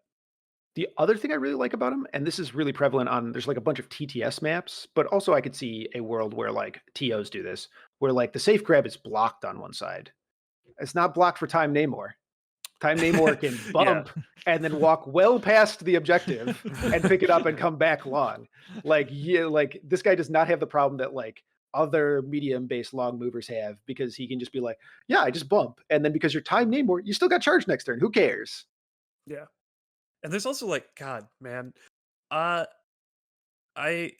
played a couple times this list now. This four wide list, that is 4 wide 20 point list, which is fucking Blade, Eye Hulk, Mummy, Clocks, and it's like, man, if you do not close the gap in turn one, you are never seeing me again. Like I'm going to stagger you and run away, and then you're going to walk over here with your one action, and then I'm throwing you at your other guys, and then you walked over again, and it's like, oh, Mummy hasn't activated. Here's my 80% push, and then I'll just bump away, and you just like keep doing that over and over, and it's like, yeah, man, you having fun? I'm having fun. And Clocks is awesome for that because he also gives the reroll to Eye Hulk, which makes the throws a lot more likely. So it's just sick, just dope. And I really Yeah. like that Clocks doesn't require a tactics card, because a lot of these other models do. Like Mhm. Eye Hulk effectively demands that you play one below. Yes. And Werewolf by Night would like to have instant recovery. It's not mandatory, sure. but he would like it. And then I also have Cosmic Oblit for Red Skull. But yeah, it's Clocks is so sick. I'm glad you put him in the list, because I'm not sure I would have decided to try it if you hadn't. But since you Ye- did, I tried it, and I'm like, this is perfect. Love this. He ended up in here because I had a list of 9 models, and everything I could think that I wanted was in somebody else's list. And I was like, you know what model I like to, you know what I do all the time, where I just jam whatever I'm playing into the current Yeah. thing that I'm playing. And the Yeah. Commandos aren't very good in Midnight Suns, so I threw Clocks in the air. Those are the only two options. Yeah, I thought that's what you were doing with Craven too. I didn't understand that that it was like a teams thing until you told me. I was just like, wow, No, that's really it's I can't have Zemo. right. Right. I mean, I think Craven's Craven's fine, dope. but Craven's dope in Yeah, Midnight he's like Suns. dies to a stiff breeze, man. What? He does, but it's also like you can create like, so with Craven, so yes, like obviously Craven should not be here, right? Like this should just be Zemo, like obviously. But like Mm, he has good stuff into webs with, because Corner the Beast is really good into webs. Like Expert Tracker is fine. He Yeah. actually threatens to he's like a 3 threat that you can splash that actually threatens to 2-tap a web warrior you can start next to him. And then you can create situations where it's like, hey, you have first activation, and there's a model next to iHulk and a model next to Craven. Pick which one you want to not die. Yeah. You know, I learned something from your video, which is I didn't really understand. So I didn't understand that Corner the Beast goes away at the like it stays through turns if they don't Yep. activate. Yes. Like it's not that's not like that doesn't suddenly change my opinion of him from like trash to godlike or anything. He's like fine, but why is it like that? It's just Uh, weird. Why is it the one I thing think that it'd doesn't? be pretty bad if it didn't, right? Because Well, like it only activates on advance. Like I think if that was the case, Craven would need some way to advance people to like immediately trigger it. I mean, like I'm having not it this way means they have to deal with it at some point. yeah, I Like they guess. I can't mean, just I'm be not like, demanding. Sorry, go ahead. yeah, essentially just like you'd be essentially immune to it if you had already activated, unless I had like a million bows on my side. But then we're kind of in meme territory. That would be really funny if that was your plan. But no, I mean, I it's killed a guy with 2K. Dracula that way, where like Court of the Beast was on him, the That's turn really funny. switched. I had left him on one, and I was like, "Bow you with Dracula, you die instantly." Maybe the reason I've been unhappy with Dracula is because I'm not playing Craven. Um, I but don't yeah, I mean, know. I'm not demanding they change it because it's too strong. It's whatever. But I just think that it's weird that there's this one effect in the whole game other than conditions that stay over turns. But anyway, It um, also stays through being dazed as well. yeah, that too. It's like what? Yeah, they should make international Bloodhound work that way. I need lockjaw buff since everybody says he's Because trash. that model I killed with Blade, then killed with Dracula, then double walked away from Dracula and took 2 more. That's funny. I mean, that's good. I mean, you've convinced me. But I just don't really need another Splash 3, honestly. And also, Thor 2. I have to keep Thor 2 in because he's broken. Anything else about your list or my list I from mean, you're anybody? playing the lockjaw thing. I played Oh it. yeah, I think it's fine. I think it leads you to make mistakes.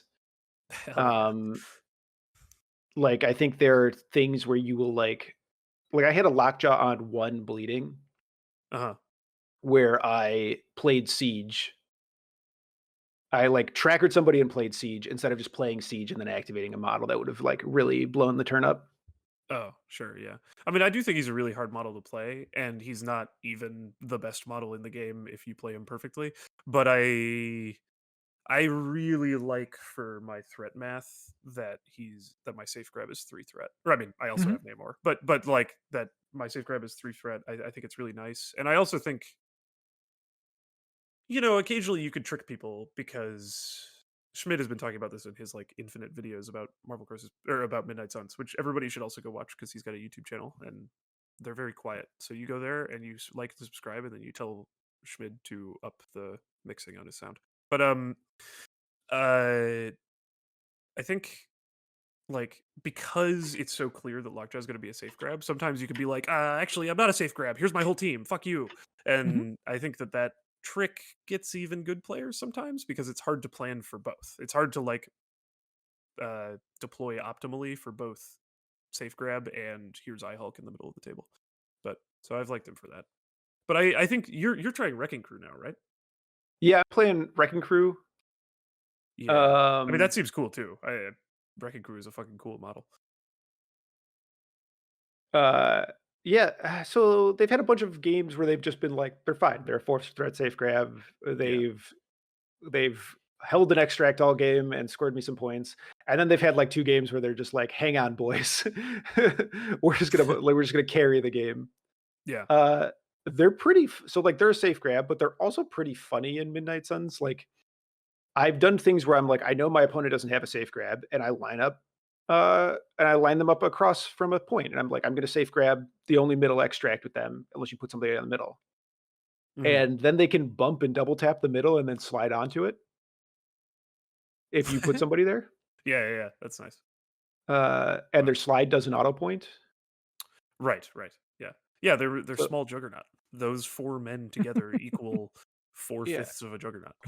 But you pointing out that like Juggernaut always walks, they're like fundamentally different in Juggernaut in that they never want to That's true.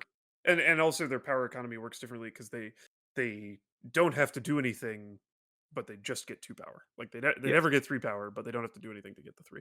Um, yeah, that's true. And like what that causes though is that they can often get penned in as that they're just trying to move around with their medium push Right. and then spray some beams. But with bump, they can just kind of be wherever they want and still have both their actions. Yeah, and they bump so far, And which if is they great. can shoot a reasonable beam, it's not absurd for them to like bump, slide, uh, beam, and then be able to do 2 more attacks. Yeah.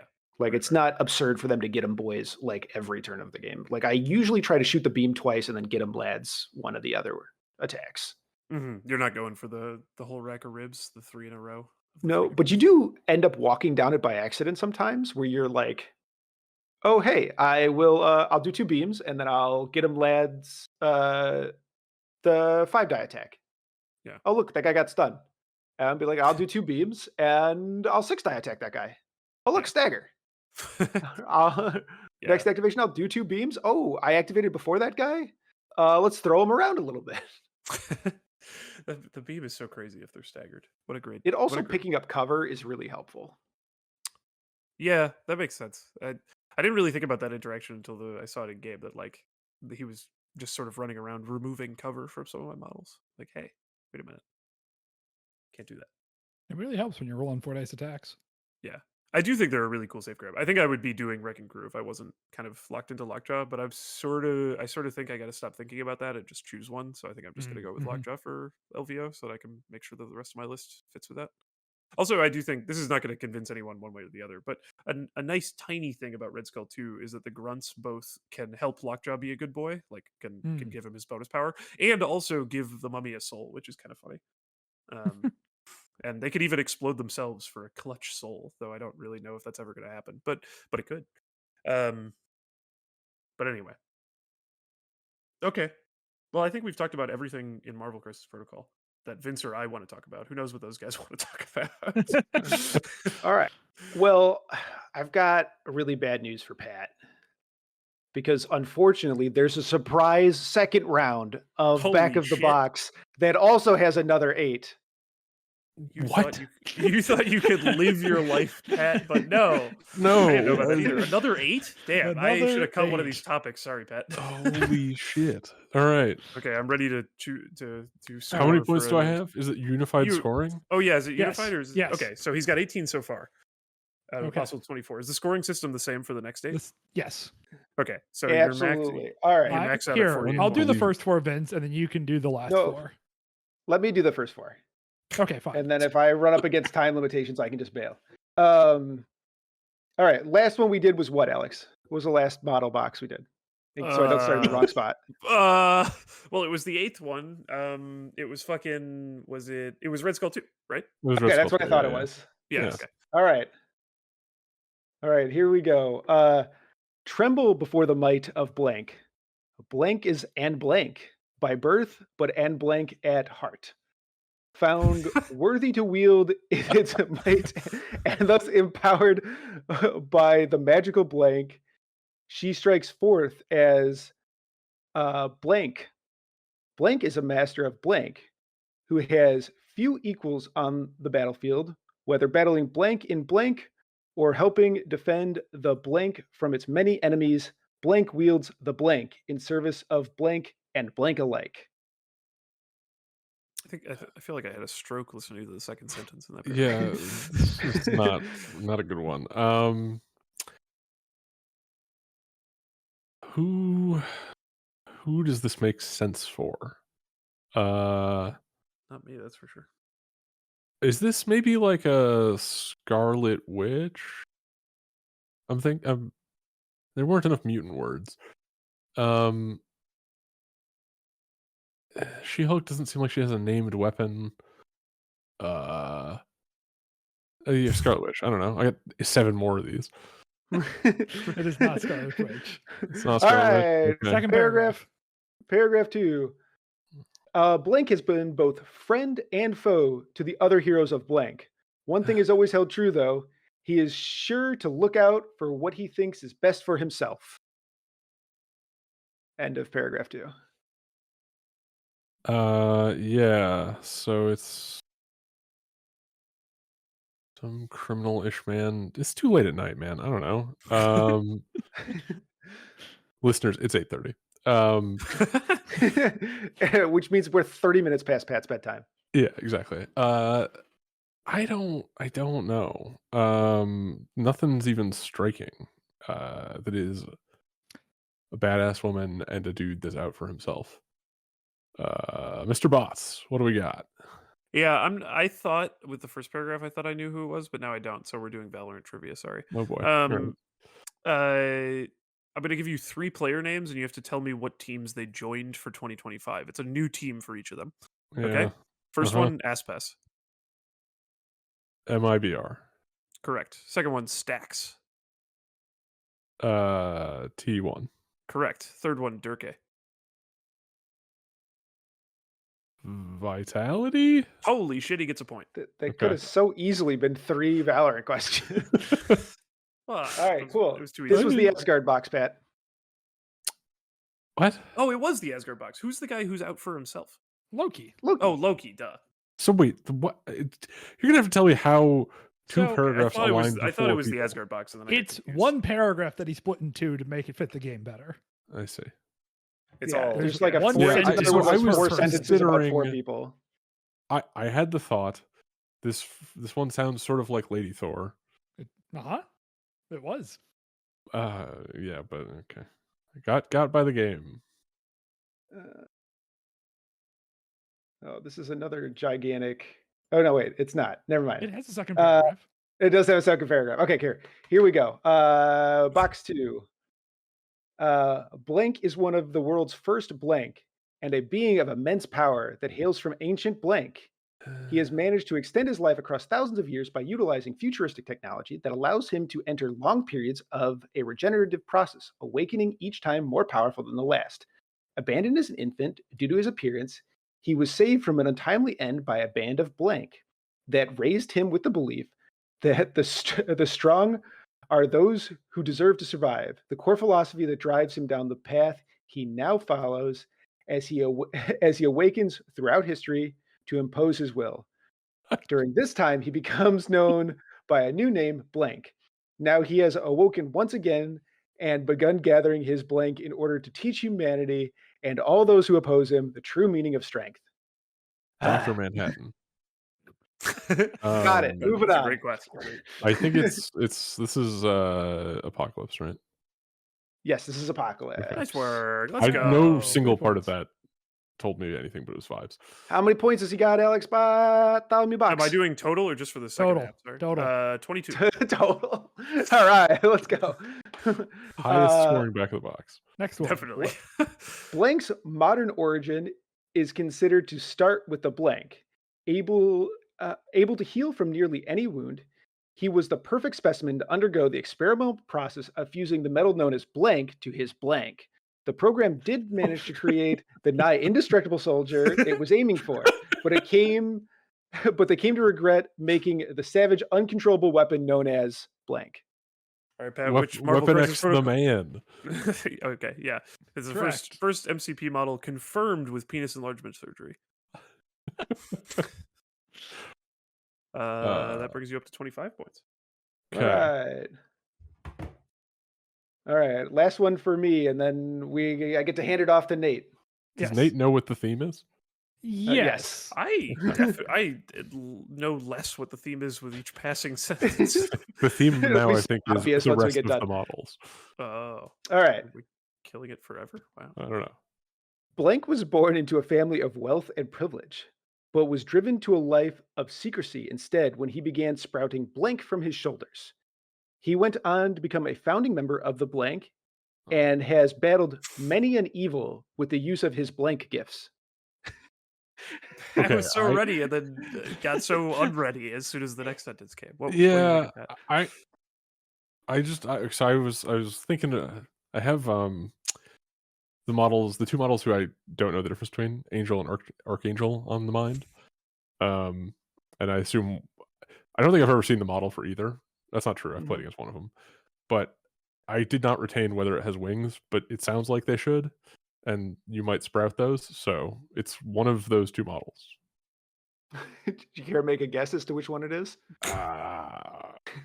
Probably Angel. All right, Pat. It is Angel, but also they're in the same box. Yeah, I knew that part. Okay. I also, which one is the slot machine? Archangel. Archangel's the slot machine. Angel's the actual good scenario X-Men. When Bots said in Discord today that a tournament that I went to was better than a tournament I didn't go to, all I was thinking about is, yeah, somebody's got to show up to complain about Archangel. Except I didn't know if it was Angel or Archangel. That's funny. Okay, so now you're up to 28 points. Oh, shit. You're doing really well. Well, yeah, these are the easy ones. All right, my turn. This one. On Earth blank, it is blank who lives life as the masked hero blank. When her father is murdered by organized crime, Blank accepts a bond with her universe's Blank, and sets off on a dangerous quest to right the wrongs of her home universe as the powerful anti-hero Blank. I don't think I know this one. I definitely don't know this one either. Yondu. That's a character, right? So true. Second They paragraph. sound like wait, hold on. I feel like I'm sort of just gambling here, but I think it's Gwenum. Final answer? Yeah. It is Gwenum. Holy Okay. shit. You What- said anti-hero. I did say And I anti-hero. assume space business happens to give him a black hoodie that looks like goo. You have 31 points, Pat. 31. 3 left. Let's go. Blank was attempting to steal secrets from a military base when he was hit by a massive dose of Blank that was supposed to destroy Blank. An unknown mutation saved him from certain death, but turned him into Blank, a grotesque and massive creature of immense strength and durability, and able to rival Blank himself. They have fought many times over the years, leaving a trail of destruction across the planet. That's a very common backstory. I hope he was stealing secret government secrets. My brain went to lizard, but they didn't talk about science enough. So Science. I don't know who has a nemesis or whatever. Who is big and has a nemesis? Big and has a nemesis. These are That the rocks. criteria. Google. Who is big and has a nemesis? Juggernaut? I don't know. It is No, not Juggernaut. Not Juggernaut. Second paragraph. Blank was the Blank before his defeat at the hands of Blank and his power sealed into a Blank. In prison, he met Blank, Blank, and Blank, who worked with him to escape and recover the Blank. The 4 men together held the Blank during a Blank until a Blank struck and unsealed the power within it. That power is distributed to them, restoring the Blank and creating Blank, Blank, and Blank. The 4 men are now known as Blank, a team of supervillains capable of great destruction and mayhem. Huh. Maybe we should have blanked the 4 men. No, it's funnier this way. I think just the blank men. That's true. Yeah, the Blank. Okay. This sounds like Abomination and Wrecking Crew. 2 points. 2 points. He big. You're up to He had 33. nemesis. Who is Abomination's nemesis? Hulk. Oh, boring. Okay. All right. The immortal Blank, known as Blank, has plagued humanity for centuries. A being of terror and evil, Blank wields the unholy powers of Blank, as well as Blank, in his never-ending quest to bring all the living beneath his Blank. I feel like I'm being baited here. Surely this is Dracula, right? Final answer? Yeah. What's Sure the name is, of buddy. Dracula's box? The There's like 2 boxes left. So. box. Yeah, Okay, Monsters the Unleashed only- is good enough. 36 The only points. concern was that it might be the castle. Oh, sure. That's a good But yes. concern. Yeah. All right. The last one. This one has 3 paragraphs, Okay. so no hints needed. First paragraph. Blank has long honored the right of its people to challenge the throne in a trial by combat. Play out the dramatic duel on the tabletop with the new Blank. Okay. I feel pretty confident this is the Warrior Falls box. Final answer? Yeah, I think That's so. technically correct, even though that's not the name of that box, and That's I not don't the know name of the where box. that came from. No, so I only learned this when I was looking it up. It's called Rivals Panels Battle for the Throne. I don't know where we all decided to start calling it Warrior Falls from. That's weird. That's interesting. I think that's what that place is called in Wakanda, and that's what it's an image of. Oh, okay. I would believe that. Or maybe they, I don't know, called the piece of terrain that or something. Yeah. Huh. Wow. Well, nice work. You got 39 out of a possible 48. I'm putting this on my That's- resume. Gotta be one of your best runs on Absolutely. Back of the I'm Box. sure it is, but yeah, you just, haven't like, scored 39 points before, as far as I'm aware. All right. Anybody know what the theme was? So was it all the remaining models, as Pat said? Yep. Okay. So is Back of the Box done? Are we Back of the done? Box is done, and we have a new exciting game show Oh, for God next damn it. episode. Oh no. Tune It's in. really fun. I'm very Oh, excited boy. about I'm this very new excited version. too. It's all And so with that, Valorant we've trivia. been God no. Okay, So with that, we've hold been on. a size 3 Hold on. taco truck. Oh, sorry. What's I'm gonna have a game for you. It's gonna be Oh, terrible because right you know what now? it is. No, not right now. Well, we Okay. could play it right now, but No, please it no. wouldn't be that fun. It's gonna be awful for a podcast. It's gonna be a picture of one part from a sprue, and you have to tell me which model it is. That's a great idea. And you if know Sure, I what? would- this was a YouTube I'm sure I'd be video. frustratingly great at If you get it wrong, there's more pieces on the sprue. it. I just don't want to put it in the podcast. That's fine. You know, because part of the charm is you have to describe the piece to the listener so they can play along at Oh, home. that's pretty funny. And by saying this, we're not committed to it. Oh, okay. We'll see though. And All with right. that taco thing. Yeah, absolutely. We're taco truck.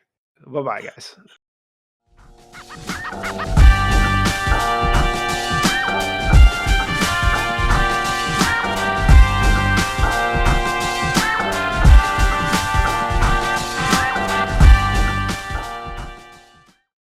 I don't think I have my demo prepared, but I was working on. I spent like an hour the other day. That's not true. I spent a few hours the other day, trying to get a computer to recognize the symbols of MCP dice. Oh, boy. Oh, no. I like where this is going. Um, Wow. the first try went very poorly. Or well, Yeah. I can find the dice. I can find the dice in the tray, so that's progress. Hell Excellent. yeah. It's not very good at recognize the symbols yet, but I think I don't know what I'm doing at all. Have you I tried think making AI do it? Well, That's what he is doing, I assume. I just think it's really funny yeah. to completely pretend I don't understand what's going on. Well, there's like machine learning shit that I don't know anything about that I got the Mhm. AI to write for me, and I think I came to the conclusion that I just need to take a lot more pictures of dice. Okay. Like I took 600 or something. So I wrote some code to take pictures of to take a stream of video and pull dice out of it, Yeah. and then Yeah. I wrote a program to label which Okay. one they were. Yeah, so we're gonna keep exploring. Hey, can we get a Marvel Dice CAPTCHA on mcpdice.com? Would that help you in any way? And even if the answer is no, can we have it anyway? Actually, it would be kind of helpful. Yeah, Ooh. yeah. Put it. Brian Do it. Longshanks. Absolutely. He's got the stupid pop-up to vote on community requests. Just also get him. Just tell me which die face this is. Yeah. God, That'd be amazing. yeah. It's unironically, like, if I ever do this for anything other than red dice on a black background, I will probably have to do something like that. What about black and white dice? Well, that's a separate problem, and I think Okay. Frellinger's symbols are actually going to be a significant problem. Oh my gosh! If you could get your thing to take a video input and just display at the top. That's the dream, brother. Oh my god, our interface. Oh, sorry, I just caught up. Vince has arrived. Yeah. Vince is at the party finally. I want to be able to do this for squad goals. I don't like my odds. Hell yeah! All right, well, I guess all the projects I was about to hand Pat, I'm gonna not hand to Pat so you can focus up. I mean, if they're easier, They're absolutely easier. Like I feel like any project I could possibly give you would be easier than the one you've taken on. Yeah, I just I got to the point where it was like drawing boundaries around the dice and assigning face names to them, and like some of them were right. That was something, but a lot of them were wrong in really amusing ways.